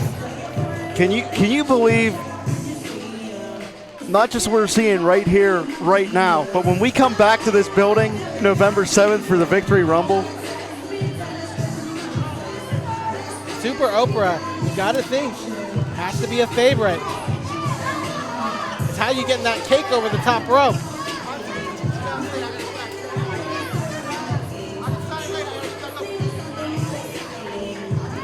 Welcome back, Super Oprah! As we continue with more action here for Victory Championship Wrestling, Clayton King, a young upstart who's been making quite the name for himself here at VCW, coming back with a vengeance in just a few short moments. And once again, I want to thank everyone who is joining us here on IndyWrestling.us and on YouTube, VCW Road to Victory. Be sure to hashtag that by telling us your thoughts on social media. Who's it going to be, Eamon? Who is going to answer this open challenge? I mean, quite a lineup of competitors in Victory Championship Wrestling. Could it be someone we've seen before? Could it be someone all on their own? Are you going to answer the open challenge, Eamon? Is there something you're not telling me? You know, I think I fit a little bit better behind this table. Just a little bit. And also there's cake in the ring that you could slip. Nothing wrong with some slippery cake, isn't there? Again. Is a Family special show. open challenge. We get ready with our next matchup. Well, Clayton King wanted to put out that challenge. It's put up or shut up if you're the Appalachian Alpha. Introducing first, from Cleveland, Ohio, weighing 210 pounds, he is the Alpha of Appalachia, the Monarch, Clayton King! Clayton King, young in his professional wrestling career, but I will say a ton of confidence. It's kind of putting it mildly. Clayton King carries himself like a champion, like the best wrestler in Victory Championship Wrestling. In fact, he allegedly won Wrestler of the Year a couple years in a row. I didn't get that poll. I missed that. Well, with all the headlines about election results in the past few years, you can't really trust any election results, can you? I mean, tricky situation to say the least, but Clayton King, the Monarch. I wouldn't be surprised if there was some Russian collusion for Clayton King to get elected Wrestler of the Year. He doesn't quite strike me as the most trustworthy individual. You got to call Nikolai? If you can talk to Nikolai today, I'll shake your hand, buddy. Clayton King, the Monarch standing atop the ring here in Victory Championship Wrestling as they look to stand atop the ranks. And of course we have to give him a microphone. Why not? Why not? Well, he wanted a platform. He has it. Make your statement, buddy. Put up or shut up time. Could be a pivotal night in the career of Clayton King, I'll tell you that much. I think those kids in the front row want to accept it. Whoa, whoa, whoa! Put that microphone down, Clayton! Wait a second. Tonight is supposed to be Clayton King's Open Challenge, not Clayton King's Open Mic Night! You see, these people didn't wait nearly 1 year for VCW to return to this building to see you run your mouth. No! They came here tonight to see you get your ass kicked!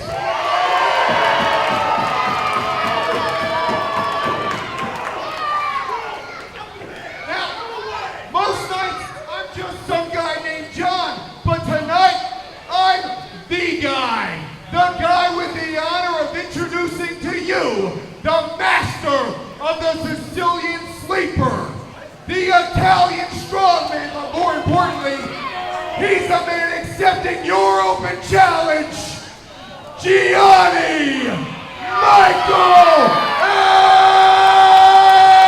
Emricko! A surprise appearance, Jim, from some guy named John here at Victory Championship Wrestling, but it looks like John's not coming alone. Yeah, this isn't just John, it's some guy named John, and this is kind of a... There was a ploy. It was actually GME, the Italian strongman. That's my paisan. We're from the same place originally. Gianni Michael Emricko, GME. I gotta say, one of the fastest rising stars in this area, Jim. Absolutely. He is a young man that checks all the boxes. Size, speed, agility, power. There are no flaws in the game of this young man. And in this new era of Victory Championship Wrestling we had seen in the past here at VCW, Gianni exhibit potential beyond his means. And now with more travels under his belt, Gianni is back at VCW and looking to make an example out of the Monarch. And I don't know if Clayton King was expecting Gianni Michael Emricko to be the one to answer the challenge. Eamon, you and I have been here since early this morning. We didn't see GME at all. I mean, that's kind of the double-edged sword, so to speak, of an open challenge. Clayton King he had no way to prepare for GME, and he doesn't look happy about it either. And if there is a competitor that you don't want to study in depthly, if there's don't want to not study in depthly, don't want to have you at your best A game for, it has got to be Gianni. Some guy named John by the side of GME, the Italian colors and all. And Clayton getting his own head here on the floor. Are you Italian, Eamon? You know, I did a 23andMe, and it's like, aren't we all? Don't we have a little? Maybe I can bond with Gianni over that. Maybe some gravy. They call it gravy, right? No, it's sauce. It's sauce? Oh. It is sauce. That gravy thing is a myth, but I'll forgive you. Speaking of sauce, shout out to my dad. Mr. Braddock makes some great sauce. Oh, John! And Clayton King's going to get the sauce because he's going to get punched right in the mouth. Some guy named John took the initiative. Stomped to the foot, though, by Clayton. Always got to keep an eye on Clayton King. Hip toss there by Gianni. And immediately, Clayton trying to call a timeout. As I said, you can really tell that he was not expecting GME to be the one to answer this challenge. Taking it right to Clayton King here on the floor with the double axe handle. And now our good friend Bradley going to get a little taste here.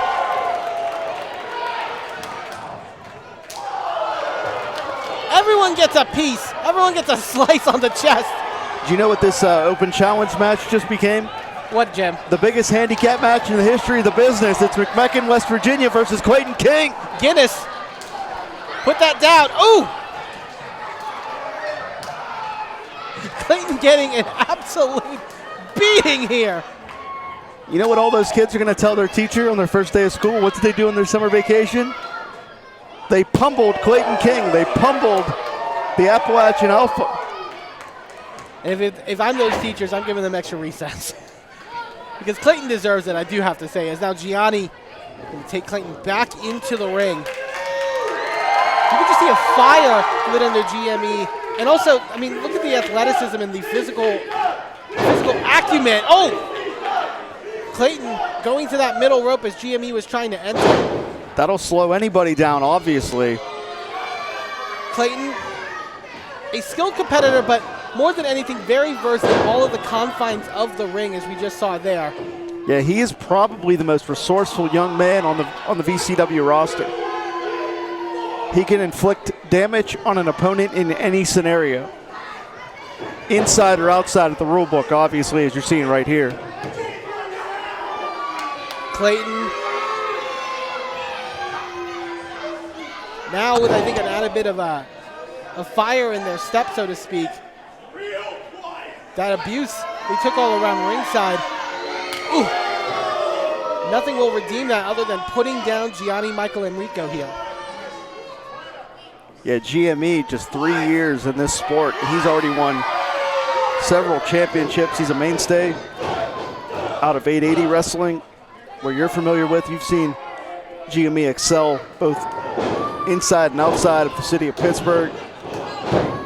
Shots to the gut there by GME, but Clayton with just one clubbering blow right to the back. This is how you wear down an opponent in that ring. That's what I'm talking about, man. The way that Clayton King is generating that offense shows you how resourceful he is. Back press did not hook the leg, very lackadaisical cover.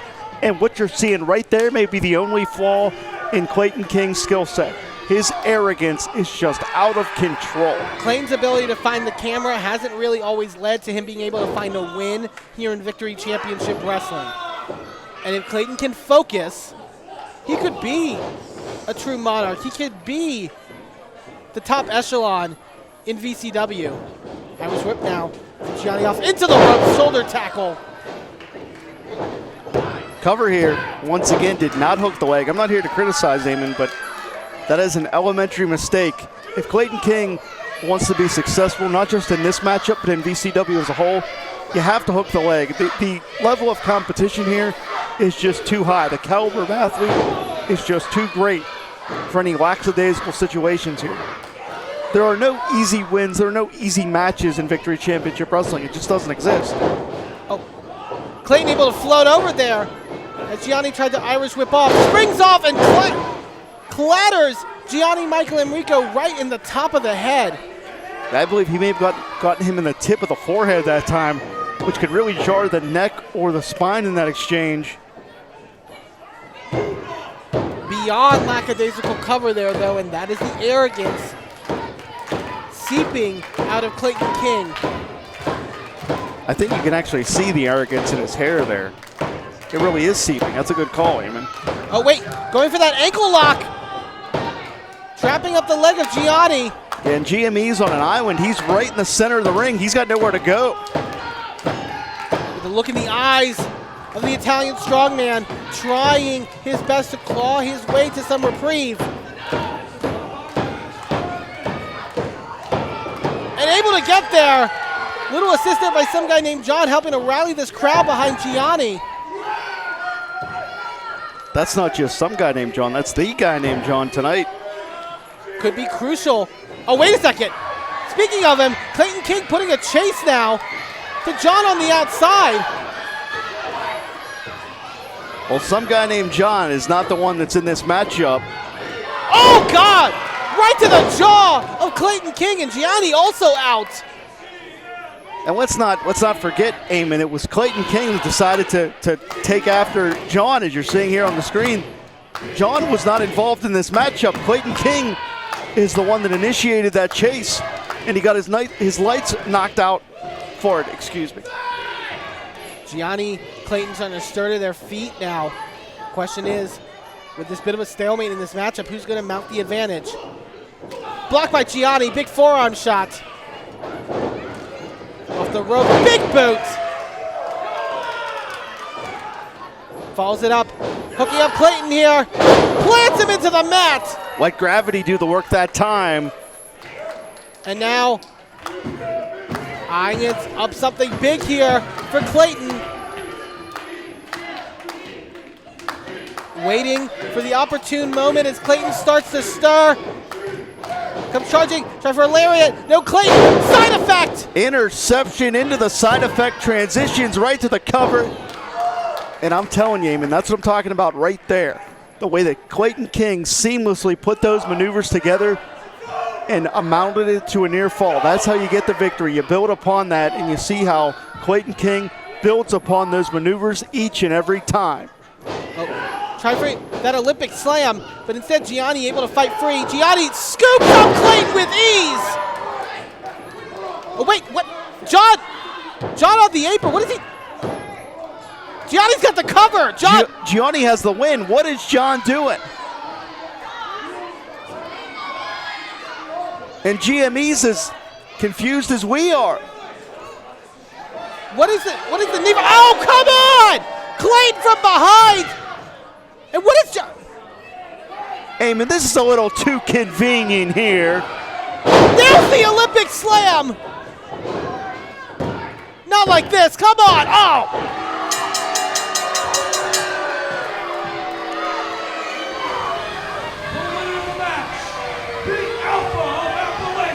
Wait a minute. So it's some guy named John costing Gianni this contest very obviously. This was a setup, Eamon. You're seeing the low blow right there. And that's when John knew when to get the hell out of Dodge, because John was in the back pocket of Clayton King. Was this 3D chess, so to speak, by Clayton King? Eamon, I hate to say it, but clearly Clayton King had a plan, and he may have more in store for VCW as we head toward the Victory Rumble November 7th. Absolutely. And now with some guy named John joined up with Clayton King, this could be a duo people really need to look at. Well, what we just realized is you can't trust, quote unquote, some guy named John. Now, actually, Jim, if you can you excuse me real 1 second? I have some quick business to attend to. Sorry. Where are you going, Eamon? I'll let you know in a second. 1 second. Well, Eamon Payton is leaving his post here. I'm with you. We're still here on IndyWrestling.network, the IndyWrestling.us YouTube page. And you're seeing there we have that gigantic six-man tag, Worst Generation of Mad Dog Myers and Saturday Night Special squaring off against Colton, Quinn, Izzy, Lambert, and John Paul the Miserable. And I'm still trying to figure out where Eamon went.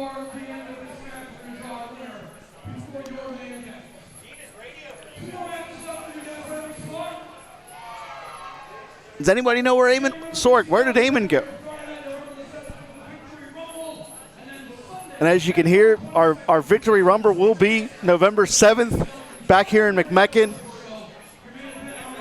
Make sure to check out Victory Championship Wrestling on Facebook. We're going to have updates all throughout the coming months as we roll towards the Victory Rumble.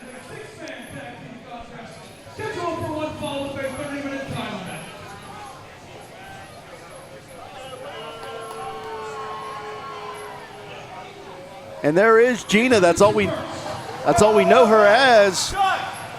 And there's Josh Main.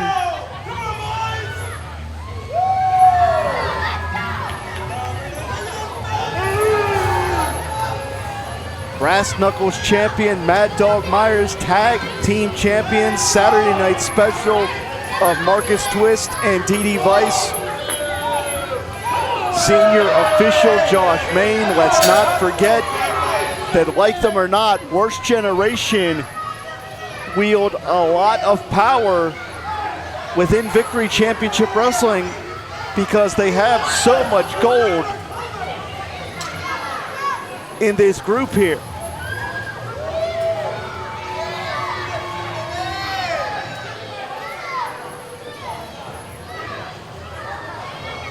And Josh Main is one of the sleaziest individuals I've ever seen. I don't mind telling you that. And what does the Brass Knuckles champion have to say here?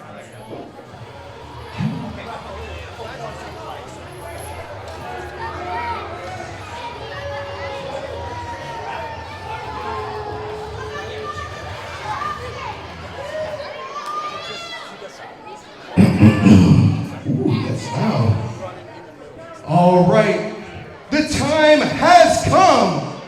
VCW, McChicken, West Virginia. Hello! This guy is obnoxious. It is so nice to see us, and the pleasure is all yours. Man, let me do this. So allow me to pleasure you all some more.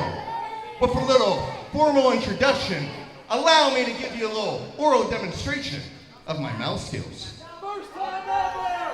Introducing, first, being accompanied in the ring by the all-natty baddie powerhouse, Gina!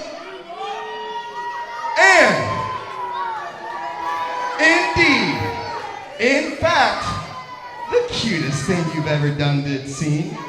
Not only am I the hookup, but I am also your VCW senior official. The one you ought to know and the one you can call my friend Josh.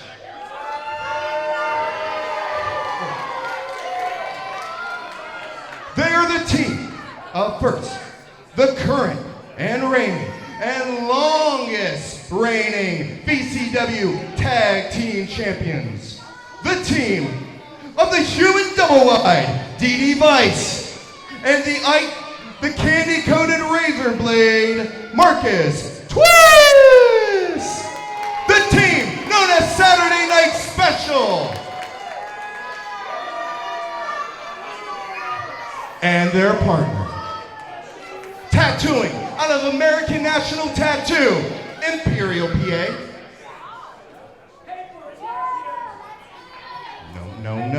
No. He is not a paper champion. Actually, he is the current and longest reigning VCW Brass Knuckles champion.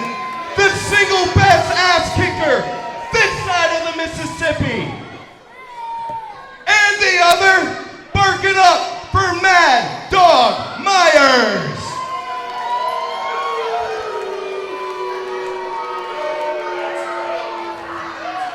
And together, we are all proudly represent Worst Generation! No, that's not the reaction. Let's give it one more time. I said a Worst Generation!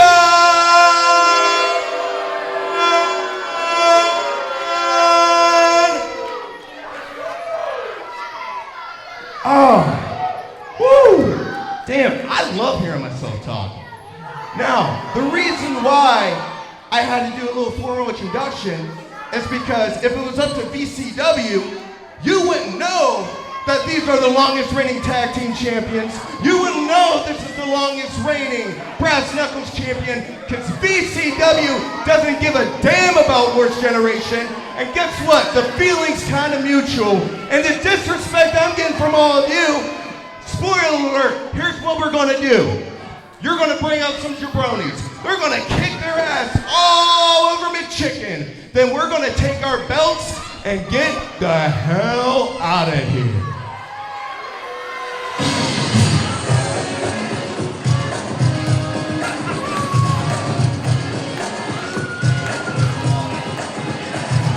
Whoa. Nice of you to dress up. Cut that music real quick. Cut that music. I actually like that song, but whatever. Folks, VCW wrestling fans, if you don't know me yet, my name is Eamon Payton. I am the play-by-play commentator for Victory Championship Wrestling. But that's not all I am, because we're in a new era of VCW. And I have been honored to take the position as assistant to Commissioner Ripper Blackheart.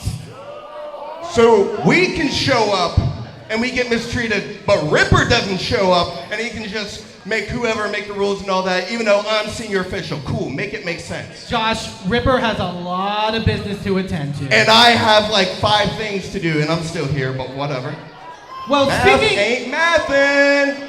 Speaking of a lot of things to do, I know you you've said it multiple times. I kind of tried to tune you out a little bit, but you said multiple times that you are a senior official. The senior official. And Everywhere I go.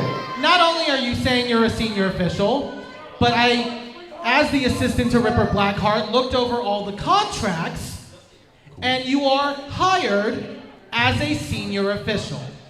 Yeah. So, here's the thing. Whatever you're doing with all this stuff, Hanging out with my friends, yeah. whatever. You are here to be a senior official. So, tonight's 6-man tag team matchup with the Worst Generation, you aren't going to be hanging out with your friends. You're going to be officiating this contest. No.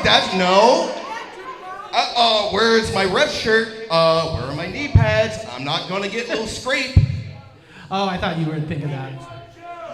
Oh, you son of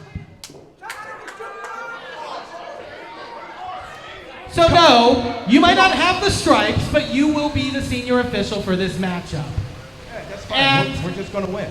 not just that, but you do an okay job as an official. Just an okay job. You don't know a damn thing about refereeing. None of you know how lucky you are that I decided to grace McChicken. Well, let's be clear. Let's see how great you are. You're going to be officiating this matchup. Okay. And here's the thing.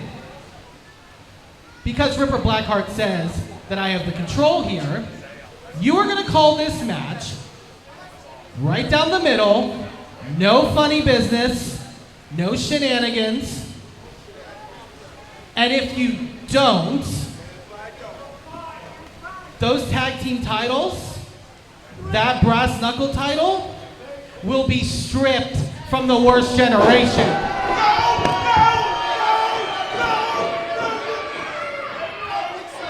Ladies and gentlemen, bring out their opponent.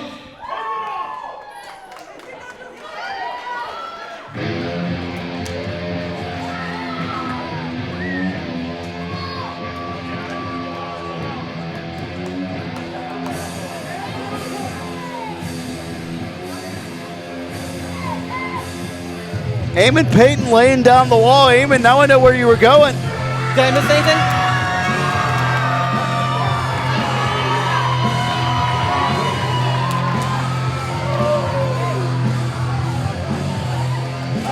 From Buffalo, New York, weighing 205 pounds, the Rowdy Rebel, Colton Quinn. Being accompanied in the ring by Cherry, from Cleveland, Ohio, weighing 227 pounds, Izzy Lambert. And from Paris, Ohio, weighing 402 baguettes, the Mastermind, Jean-Paul Le Misera. Six-man tag team action organized by our Commissioner Ripper Blackheart, which I am proud to represent on his behalf here tonight, as Izzy Lambert. Is that who you've been texting all night? Look, I keep my contacts very close to my chest. Well, thanks for letting me in on it, but finally we're going to see Josh Main is going to have to call this one down the middle, or Worst Generation loses all those championships. You know, Josh Main, his backwards way that he has gotten to become senior official here in Victory Championship Wrestling has been marred with a lot of, let's just say, crap. And so Josh, I think a lot of these fans are done with. I think I'm done with, you're done with, Ripper Blackheart's done with. If you want to be the official, let's call it down the middle. And then you can go to Applebee's with your friends, Marcus Twist and DD Vice and Mad Dog Myers, and party it up all you want. You must have a utility belt on, Eamon, because you even had knee pads for Josh so he doesn't scrape his knees. I always come prepared. It's safety here in Victory Championship Wrestling. I know we just had the barbed wire match, but still. I didn't want to point that out, but, you know, slightly contradictory, but I'll let that slide.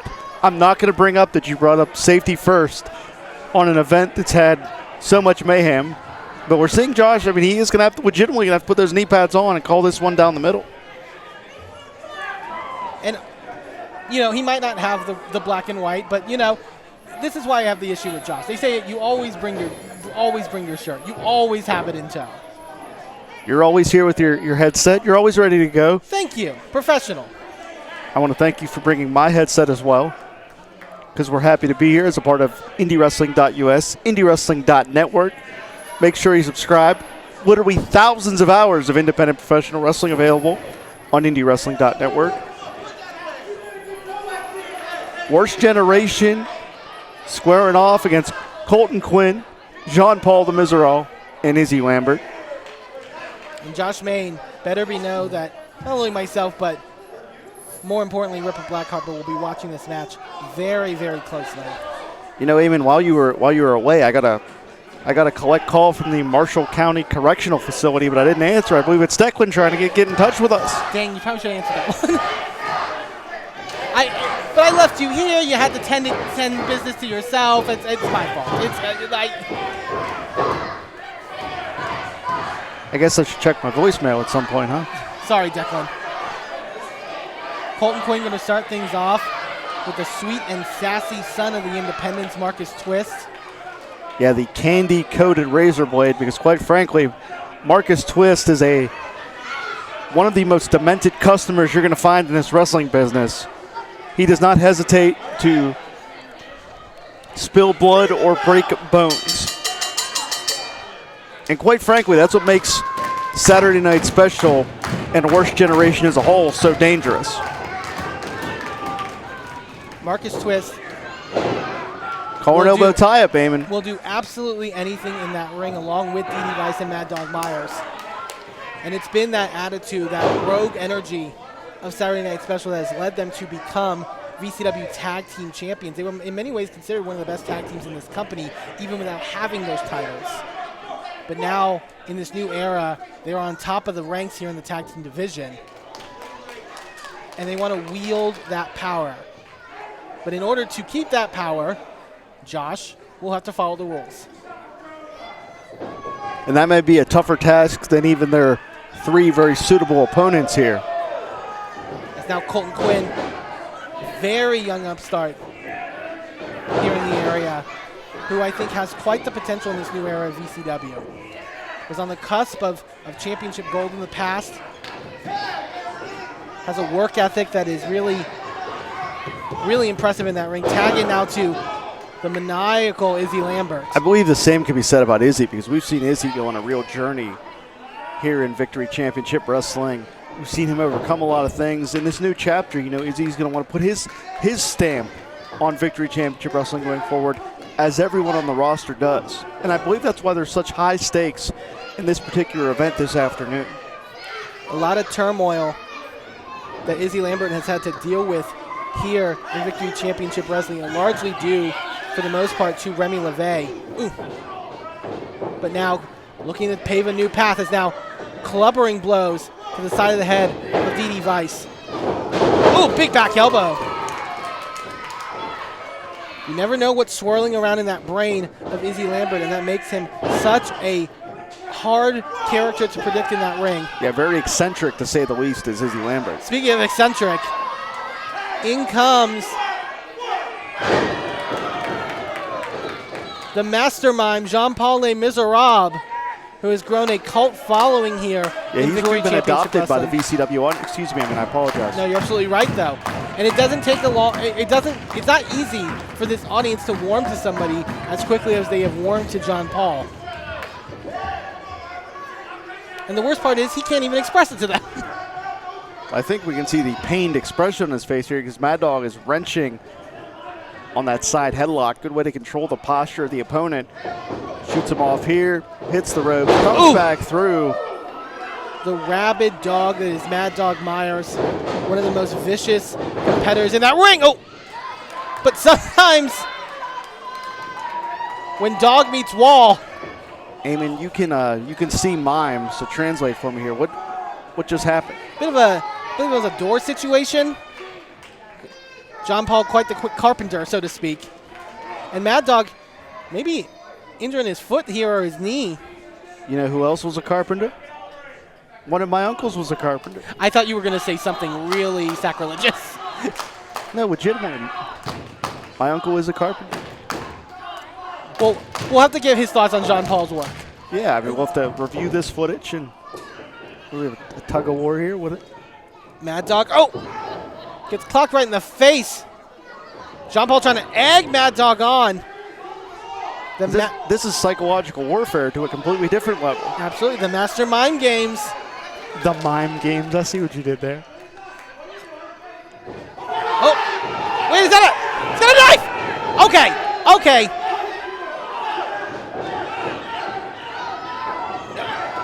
Wait, no, that's not a knife. No!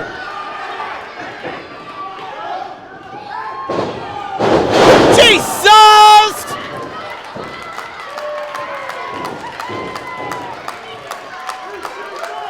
Eamon, I hate to be repetitive because we have the replay here. What the hell just happened? Do we all got our wits about us? I thought it was an earthquake for a second in West Virginia. No, John Tenta is not here in McMecken this afternoon. Tag in now to Colton Quinn as Marcus Twist now making his way in. I don't know what happened there, but I can tell you what's happening right now. Colton Quinn's running roughshod here. Forearm shot. Smaller competitor, but packs a punch is Colton Quinn. Very explosive is Colton Quinn with that offense. From charging in the corner, snapmare takedown. Going to follow with more offense on Twist. Big drop kick right to the side of the head. 2.5. Colton. It's going to take a little bit more to take out somebody with the resumes of Saturday Night Special. Well, they're champions for a reason, no doubt about it. Side headlock now, trying to work down here on Marcus Twist. Bring this action to a halt, so to speak. Snap. Oh, sorry. Takedown there by Twist. Drop kick right to the side of the head. Right to the temple. Colton is seeing stars right now. Colton gonna have to rebound. Colton also, someone who has had some injuries in the past that have kind of taken pauses in their career because of. And it's all in how you rebound. It's all in how you move forward as a professional wrestler. And the question is, can Colton find the strength within? Absolutely. How you handle adversity is key in this sport.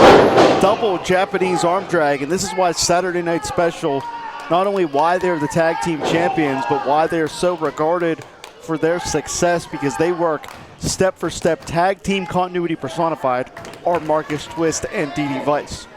They called themselves the worst generation, and looking to bring the worst out of Victory Championship Wrestling is now, keeping Colton far away from his partners, but also raking the eyes across that cable. That is a metal cable, folks.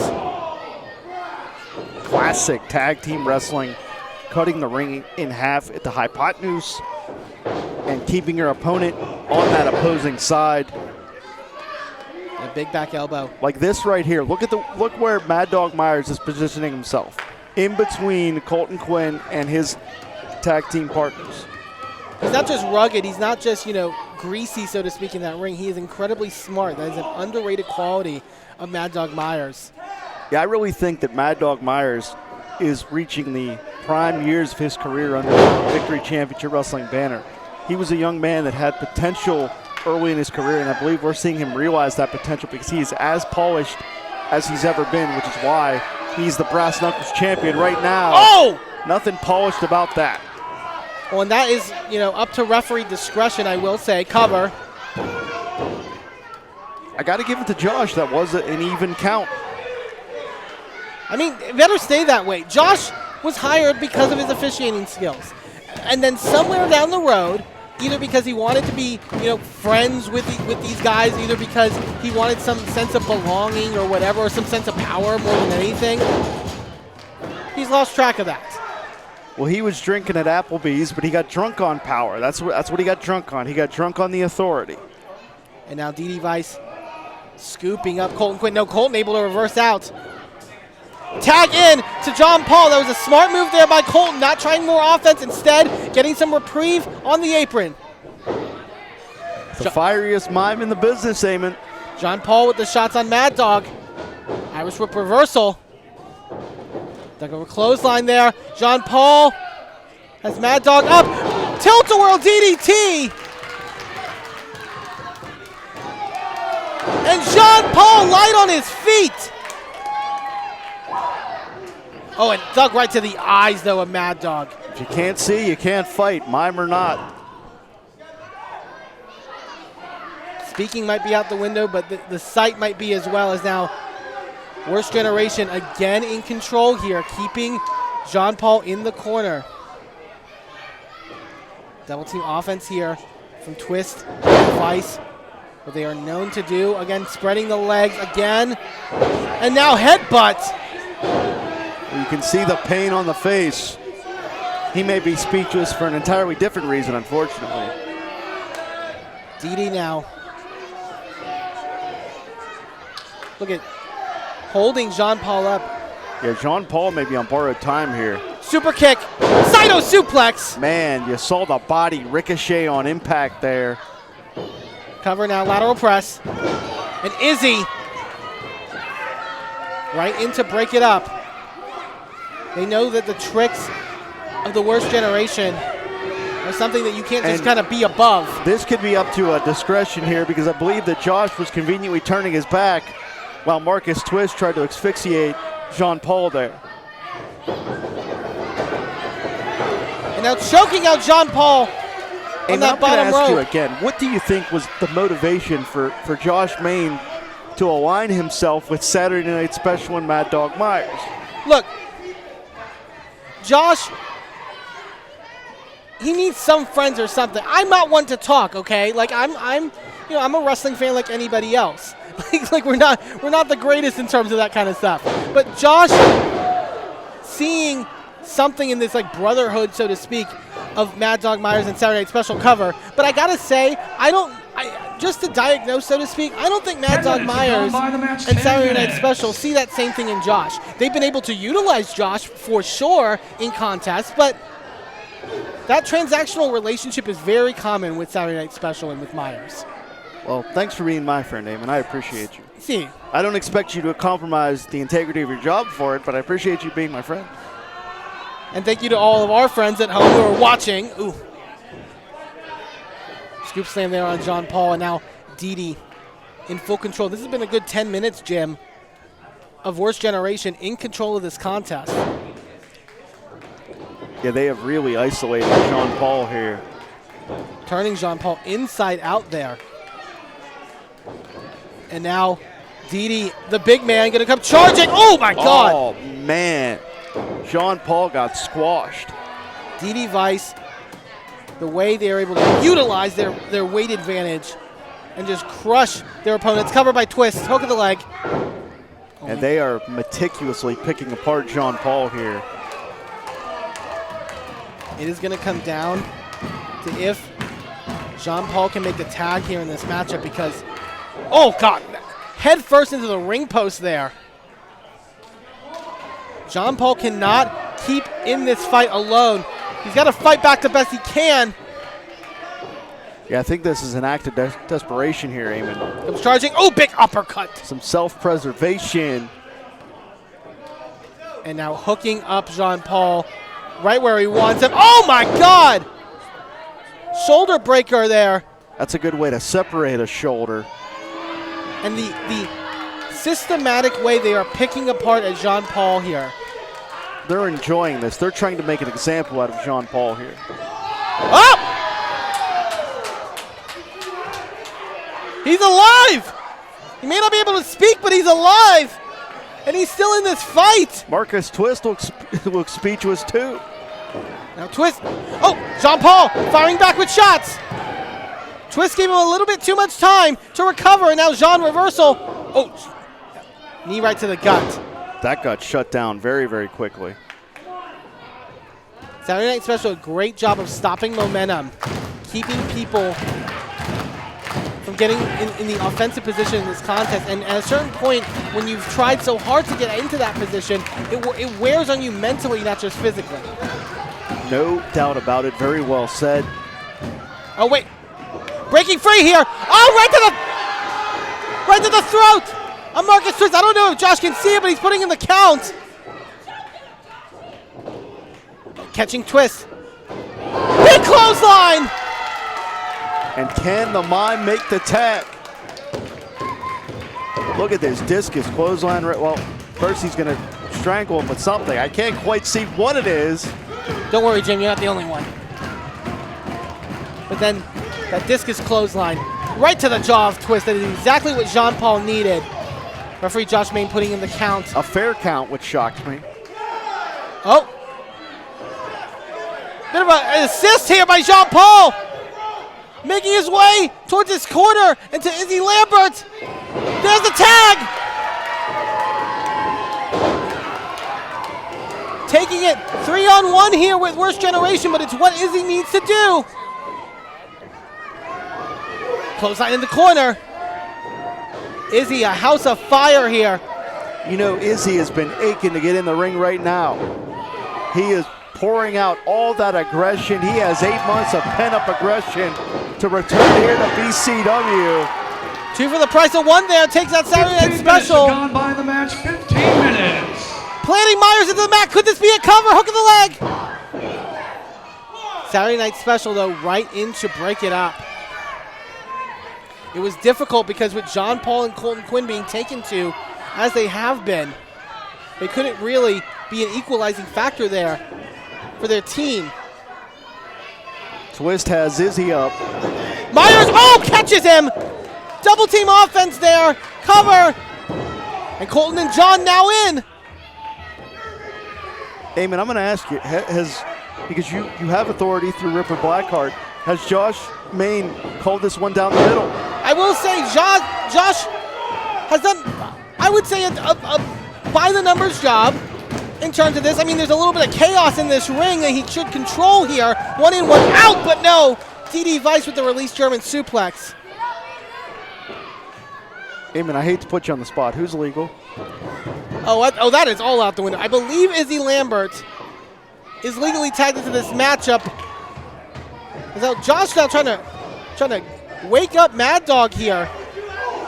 Izzy catching Didi, and Didi catching Marcus there. Oh!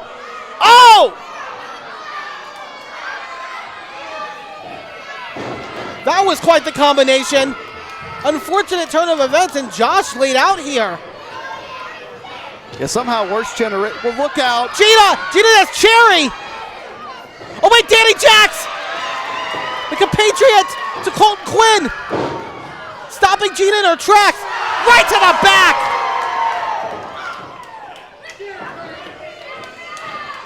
It seems like this unit has found every piece. Everybody's fighting it out. Gina and Danny Jax are fighting at ringside. All 6 men in the ring. And now Jean Paul gonna come charging. Kick right to the face of Myers. Izzy Lambert gonna be thinking Twisted Easter. Hits it. And wait, referee George Ross out here. George Ross is here. Nails the Swanton on Mad Dog Myers. Oh wait, Josh back up to his feet. This rivalry has been bubbling for months as well. Josh, take it down, George. Oh, come on. Josh is assaulting George. It's a power struggle here with our officials. Not what I was hoping to transpire. It's now Jean Paul cover there on Myers. Josh, there's a cover. Stunner! Stunner from George Ross. And wait, ankle lock. What is happening? There's a cover in the ring though. That's a 3 count. The winners of the match, Colton Quinn, Izzy Lambert, and Jean Paul Les Miserables. Colton, Izzy, Jean Paul stand tall here. And George Ross with the stunner, making sure that Josh May counted the fall. Yeah, he was gonna twist that ankle off if Josh didn't count that 3. You know what? I got one more thing to do. 1 second. Where are you going now? Eamon, where are you going? What in the world is going on? Wait. Hold on. First of all, congratulations to our winners, Colton Quinn, Izzy Lambert, Jean Paul Les Miserables. Give it up for George Ross. Here's the thing, guys. Here's the thing. This can't happen anymore, okay? I know you don't like him, okay? But this can't happen anymore. I'll tell you what my solution is. November 7th, how about you can get your hands on him in that ring? You find yourself a tag team partner. Josh, you find yourself a tag team partner. And actually, you know what? Yeah, that's not gonna work for me.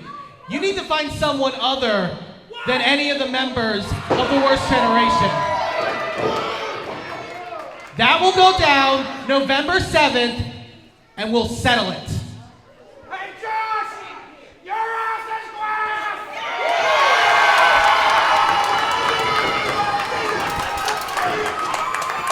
November 7th, George Ross is coming to kick ass. Josh May better take his life insurance policy out now.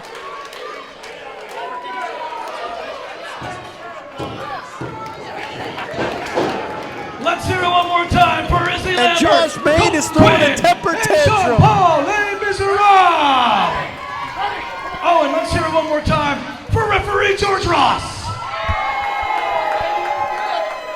Well, that will settle the difference. It has to settle it, Jim. November 7th. This has gone too far with George and Josh. The situation will be settled November 7th, whether they like it or not. It's been interfering too much with these great competitors. I can't believe this. we're going to have George Ross and Josh Main in the ring. Tag team partners will be chosen the night of the Victory Rumble. And now, folks, with all of that transpiring tonight, with the barbed wire, with the new stipulations, with the super Oprahs of it all, with the technical wrestling, we are getting ready for our main event of the night for the VCW Heavyweight Championship. Cowpoke Paul, the champion, putting the title on the line in maybe the toughest test for Paul against Gory. The New Age Plague, for more than 2 decades, has been one of the most dominant forces anywhere in independent wrestling. And in this brand new chapter of Victory Championship Wrestling, it may be Gory asserting his dominance going forward. We're going to find out in our main event here this afternoon. Quite possibly another title in the storied history of Gory's career tonight if he defeats Cowpoke Paul. But ladies and gentlemen, once again, before we head into our main event, I want to thank everyone who has been joining us tonight on IndyWrestling.us and on YouTube. Reminder that November 7th we will be back for the Victory Rumble. That will also be available streaming. But honestly, folks, the only way to watch Victory Championship Wrestling is live and in person here in McMecken. If you are in the West Virginia area, it is the hottest ticket in town. Be sure to come on down to Bishop Donahue November 7th. You'll be here. I will be here. Someone's got to control this. I'll be here. Jim will be here. If he makes bail, Declan Finnegan may be here. That's up in the air. You know, bail's not really high these days, but I would hope Declan would be here. And we're going to find out who the VCW Heavyweight Champion will be come November 7th. And both of these competitors, whoever leaves tonight as VCW Heavyweight Champion, has to also be looking closely at the Victory Rumble, because we will determine a #1 contender on that night. And whether it is Cowpoke Paul, whether it is Gory, they will have very little rest heading in to some tough competition. But that is why Victory Championship Wrestling is one of the premier companies in this area. The best come here to wrestle in Victory Championship Wrestling. We're back. We ain't going anywhere. And we'll Buddy, see I got guys to in tell you, November, right? I am so happy to be here with you as we get to call this main event. Thank you for being here with me. Thanks everyone here for watching us, whether it's on YouTube, whether it's on IndyWrestling.network. We're happy to have you. It is main event time. So we'll get ready to get underway, folks. As the leader of the Cowpoke Posse, a man who is a crowd favorite here in VCW, who came from a young upstart career to being one of the faces of this area. Absolutely. Gory, a 21-year pro. He debuted in this sport at just 18 years old, and he is as sharp as ever. He has quite literally grown up in the sport of professional wrestling. He is as dangerous and as calculating as anyone you're going to find. His reputation precedes him because he has earned that reputation over the past 21 years. The new plague, like a virus that has latched himself upon Victory Championship Wrestling. Skilled, but dangerous. He is an aerial assassin. Death Defier. Gory, his reputation preceded itself before he even came into this area. Championships everywhere that he goes. Ultra aggression is Gory. He is going to be a tough test for that young man right there. The VCW Heavyweight Champion, the Yeehaw Kid, the leader of the Cowpoke Posse.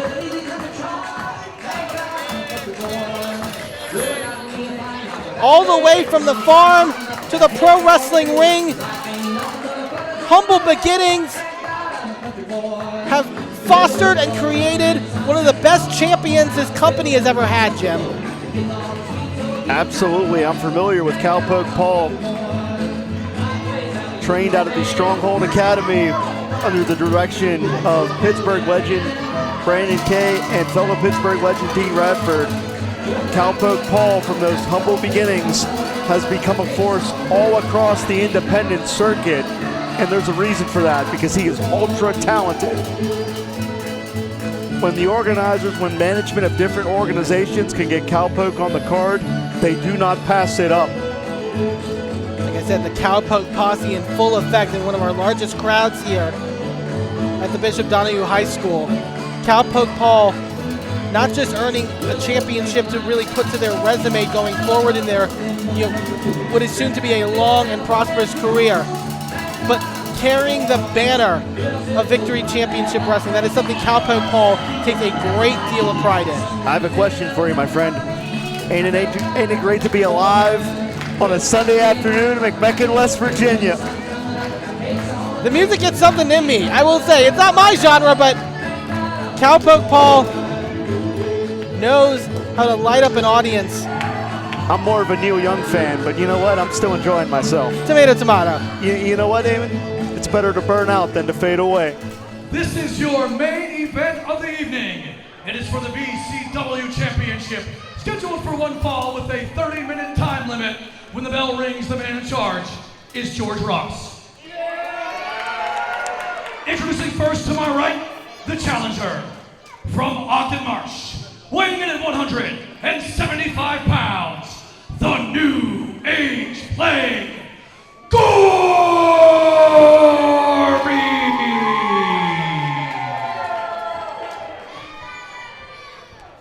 His opponent to my left, he is the reigning and defending VCW champion from Dry Rock, Wyoming, weighing 180 pounds, the leader of the Cowpoke posse, Cowpoke Paul! As we get ready for this main event championship matchup, Jim, two people with two different wrestling styles, two different philosophies on professional wrestling, and really just philosophies on life, I would say, in Gory and Cowpoke Paul. Yeah, Gory, not the most well-adjusted individual, but he is ultra talented, ultra dangerous, and that's why he is challenging for the VCW Heavyweight Championship. We've talked about different experience gaps throughout this afternoon. Gory started competing in the year of 2004. Cowpoke Paul was just 4 years old. Wow. And the thing that's crazy about that is that Gory hasn't missed a step in all of that time. And he's still young because he got into the industry at just 18. So Gory, I think, might be Cowpoke Paul's toughest test. I will say the most intimidating test possibly, just from name recognition alone, putting aside this aura of the new plague. No doubt about it, the New Age Plague has a reputation that precedes him. And Cowpoke Paul realizes that. Cowpoke, only a 3-year pro, but he's a young veteran in many ways. He has the natural instincts. He is a true prodigy of this sport. He understands how dangerous Gory is. Very technical in that ring is Cowpoke Paul.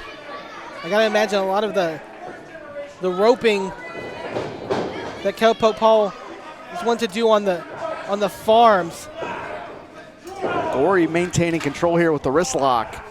Keeping full control now on Cowpoke Paul. Paul trying to rally this audience behind him. Now Paul, look at the agility of the blue ribbon wrestler. That's what I'm talking about. Cowpoke is a true natural inside those ring ropes. Gory, tried for the ropes, and Cowpoke Paul saw that no, it's not going to be that easy. You're going to have to fight out of this hold, and Gory does there. Unconventionally aside with the stomp on the foot. Backs him on the ropes here, shoots him off. Big shoulder tackle. Rare situation when Gory's kind of matching the size department. And I think Gory's going to want to capitalize that in this contest. Nice roll through. That's a very good point, Eamon. Taking in the size here, this matchup is going to be very quick. A lot of speed on display. Leapfrog. Paul grabs the foot. Yeah, telegraphed it, but Gory does the same. Shoulders down. Man, that is how good these two are. That's a prime example. And Gory sending Cowpoke Paul up, down, all around, and then just a blow right to the jaw to take Cowpoke Paul basically back down to earth. Another Irish hip toss. Paul able to block. Spins around with the arm drag.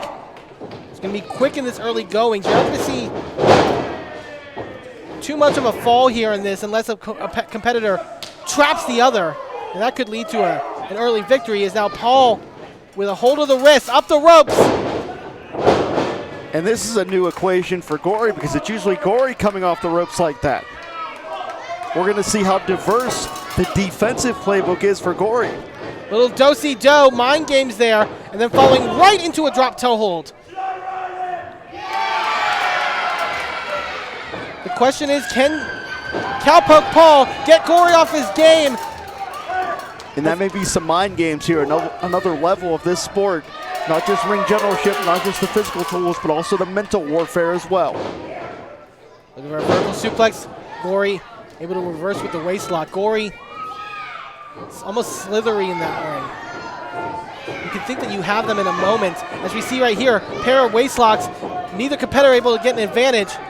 Oh wait, waist lock here on George. Oh, Gory. No, I think we're trying to go low there on Cowpoke Paul, but Paul had it scouted. And Gory still with a waist lock. What the hell? Oh, Gory able to fight free there. Man, George is having a rough day at the office, isn't he? Nothing worse than when you get kicked off your horse. Is now George trying to lay down the law. Cowpoke cover. Paul, schoolboy now, cover, shoulders down. Series of quick covers here. Maybe an idea that in their minds that I can catch the other off guard. Sunset flip, roll through. Shoulders down.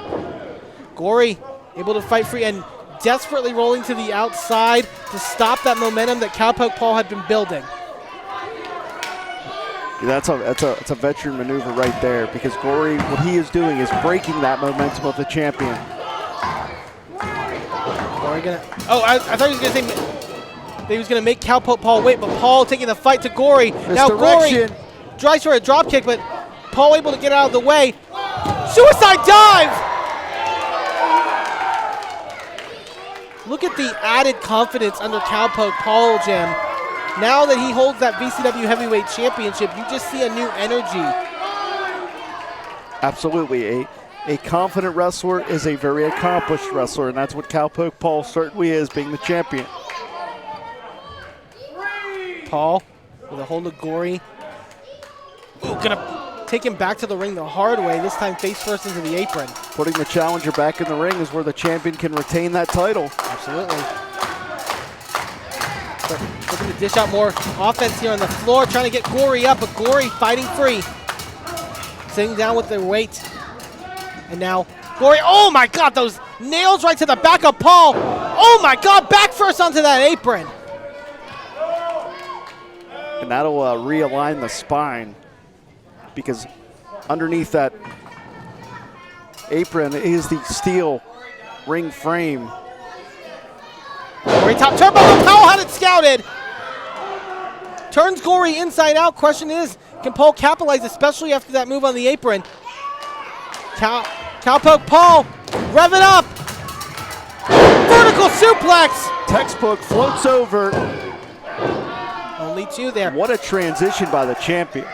Very nice float over right into the cover. Shoulders with the right amount of pressure. We talk a lot about focus in a competitor, and Cowpoke Paul is exhibiting it. You're not going to get Paul off of his game. Oh, wait, Gory. He tried for that Dust Bowl DDT, but Gory had it scouted, instead keeping Paul, on that top rope. Man, the champion tumbled to the floor, and that was a very loud thud. We've already seen how devastating this wood floor can be this afternoon. Absolutely. That could change the complexion of this matchup. Paul trying to get his wits about him as referee puts in the count, but Gory going to follow out. He cannot win the championship on a countout. Oh. You heard the contact there. Gory wants to be a leader of any company that he is in by force, and he sees these young fans here in the audience who adore Cowpoke Paul. To your point, Gory has won championships everywhere, literally everywhere he's gone, except for VCW. And look at Gory trying to get in the minds, not just of Cowpoke Paul, but of the Cowpoke posse. Gory clearing our audience here in the front row. What is thinking of taking things out onto the foot? No.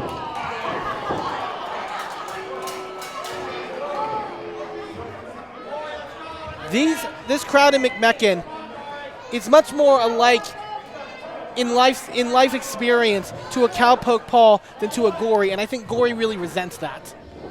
That's a very good point. Paul reeling in the corner. Now Gory gonna Irish whip Paul hard into the turnbuckle. Charging quickly into that clothesline and going right out onto the apron. That is the brute force of Gory. Springs up, double stomp! Oh man, you saw the impact. Back press. And he almost got an angle on that double stomp. I think he might have even got Paul right in the ribs. There's no doubt about it. Maximum damage from the New Age Plague. Oh, and look at him stomping on that hand too as well. Yeah, trying to smash the metacarpals of the champion. Paul. And now the small digits. Oh! Oh no! Paul, look at the eyes of Gory. And you can see the teeth sinking into the flesh. He doesn't need the barbed wire from earlier. He will rip apart Cowpoke Paul, and he will enjoy every second of it. Paul. Don't want to be in a fight with one hand, but Paul's going to have to do it. Grip is going to be more difficult. Trying Dustbowl DDT. No, Gory pushes off. And Gory catches Paul this time, and now... Oh, look out. Very precarious position here. Almost roping Cowpoke Paul up, giving him a taste of his own medicine as he puts in the stomps. Oh, come on. Onto the lower extremities. Referee George Ross trying to get a break here. Gory going to exploit it to that count of 5. We've talked about this brand new chapter of VCW. Could you imagine the sadistic story that will be written if Gory is the VCW heavyweight champion going forward? Paul able to free himself, but Gory is waiting in the shadows to put the boot right to the jaw of Cowpoke Paul. Gory is really in the driver's seat for the first full time in this matchup. Comes charging into the corner, springs off. Oh, elbow again! Looks to that lower extremities. A kamikaze type maneuver there as Gory used his body as a weapon, launching himself at the champion. Gory into the cover, hook of the leg. Maybe took a little too long to try to not just, get in the minds up, but intimidate our audience here. I'm not trying to doubt the champion, Eamon, but he may be on borrowed time here. It may just be a matter of time before Gory walks out here with that title. Oh, wait, O'Connor roll. Count of 2, no. Paul, gets draped across that top rope, and now Gory coming up charging! Crossbody right to the throat.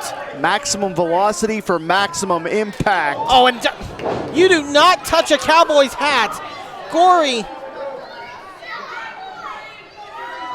on a whole other level of nastiness in this matchup. And the champion, he may have broken his nose there. High impact offense. Oh, wait, now Gory blocks a shot here. Chops up the leg of Cowpoke Paul and plants it with that DDT, but wait a second, Paul! Paul is still up! Paul with the straps down! Catches Gory, neckbreaker!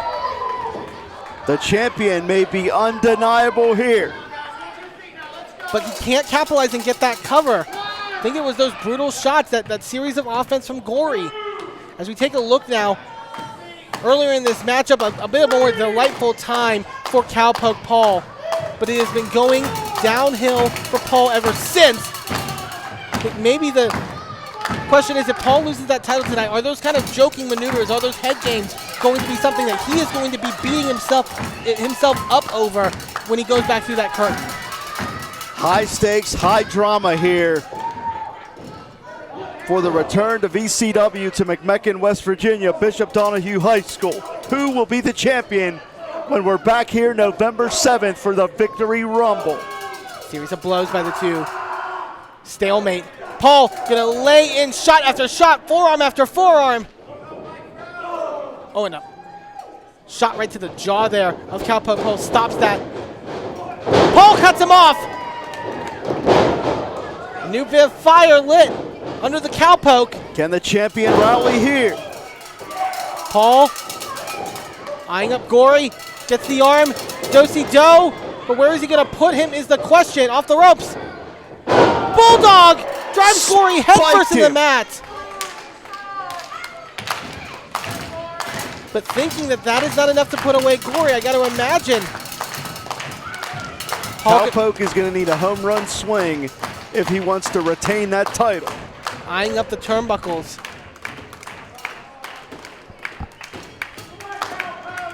We talked about Gory's death-defyingness. Cowpoke Paul. He's going to take that same chance. We're going to have to try to match him. Gory up to his feet. Oh, Cowpoke Paul took a little bit too long, but you can't blame him with the exhaustion factor in this matchup. Gory, oh, just straight headbutts right to the top of the head. And there's that kamikaze mentality again, because he is willing to hurt himself to inflict damage on his opponent. Cowpoke Paul fighting back in this precarious predicament. Headbutt to Gory. Gory, oh, needing Cowpoke Paul to be supported here.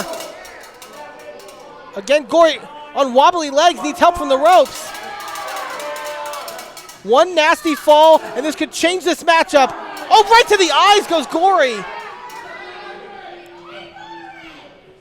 This is getting very, very dangerous, Eamon. What could he be thinking? No. Up on the second, Cowpoke Paul! Oh! With the stunner! I thought Gory got spiked like a lawn dart right there. And Gory, oh, right rolling to the outside. That could have been disastrous. Referee putting in a count. Question is with the exhaustion, I know Cowpoke Paul wouldn't want to do this because he's quite the fighter that he is, but do you think maybe I do get that count out victory? Maybe I do try to, preserve myself. I don't think that's in Cowpoke's DNA. He is a fighting champion through and through. Hooks that leg here. Only two, Gory able to get the shoulder up. And I think it was that reprieve on the outside that allowed Gory. Wait a second. That's Gorgeous Gregory. Well, we saw this jerk out here before the event started. Cowpoke Paul embarrassed him. Gregory furious here with Paul. Is now Paul gonna give him the 1-2 stunner. Gregory needs to get the hell out of here. This is a VCW title match. He has no business out here. Gory, oh, right to the eyes, the thumbs. Right into the sockets. Gory, oh, try for that tombstone earlier, but now Cowpoke Paul with the assist of the ropes. No! Gutbuster! This could be it! No! Cowpoke Paul still in the fight! I thought for sure it was over. Gory is incensed. The look in Gory's eyes is deranged because he had that VCW title right at his fingertips, and now he's got George by his. Shoving our official George Ross out of the way. Frustration in the mind of Gory. What's Wait, what is? He's going for that mist, Eamon. That mist? We saw it. That's exactly what he's going for. Oh, right to the eyes! Right to the eyes of George Ross! He blinded George. Wait, off the ropes! Dust Bowl DDT! George is hurt. We need help for George. Where's an official? Guys, we gotta get somebody out here, something! Cowpoke Paul had this match won!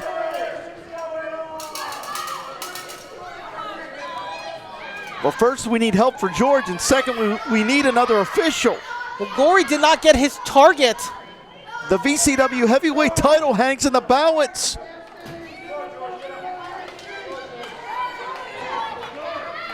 He didn't get that offensive. Wait, no. Gregory, what is he doing? Oh, look out. Has Gory. Got him. Try for the miss again. Miscommunication. Plants him neck first into the back cover, hook in the leg. And he got it! By the slimmest of margins. The winner of the match, and still VCW champion, Cowpoke. Another successful defense for Cowpoke Paul, fighting off all of the odds, including Gorgeous Gregory. There's that Dust Bowl DDT to secure that championship, but man, that was a wait a second! back to live action, and what a sucker punch with that championship. Gregory, not one to be embarrassed, now gonna mount Cowpoke Paul here. He is pummeling the champion. Unbelievable. This is not how we wanted our rebirth here in Victory Championship Wrestling to end. And that title is not Gorgeous Gregory's. He does not own that championship. He is not the champion. Gregory standing tall with the title and on the foot. Wait, Zeke Mercer! Clearing the ring of Gory and Gregory. And thankfully, Zeke, they were here to have the back of Cowpoke Paul, because if they weren't there, we know that Gregory was going to try to end Cowpoke right there. Zeke coming to his aid. Cowpoke Paul, still your VCW heavyweight champion, is Gorgeous Gregory hightails it out of McMecken here.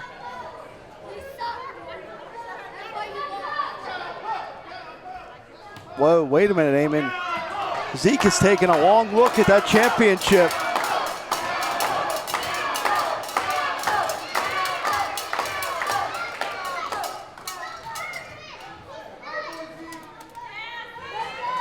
You know when Zeke is going to have an opportunity to challenge for that title? The Victory Rumble. When someone will secure a shot at that championship right there. Zeke Mercer maybe eyeing his future, but Cowpoke Paul still your Victory Championship Wrestling heavyweight champion. Ladies and gentlemen, thank you for joining us for the return of Victory Championship Wrestling. November 7th is just around the corner. For myself, Eamon Payton, for Jim LaMotta, thank you for joining us, and we'll see you next time at VCW.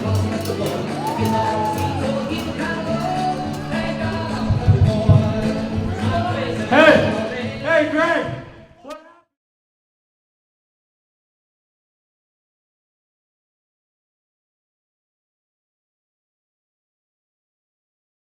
Sidekick Media Services. We are your sidekick in business for social media, video production, and more.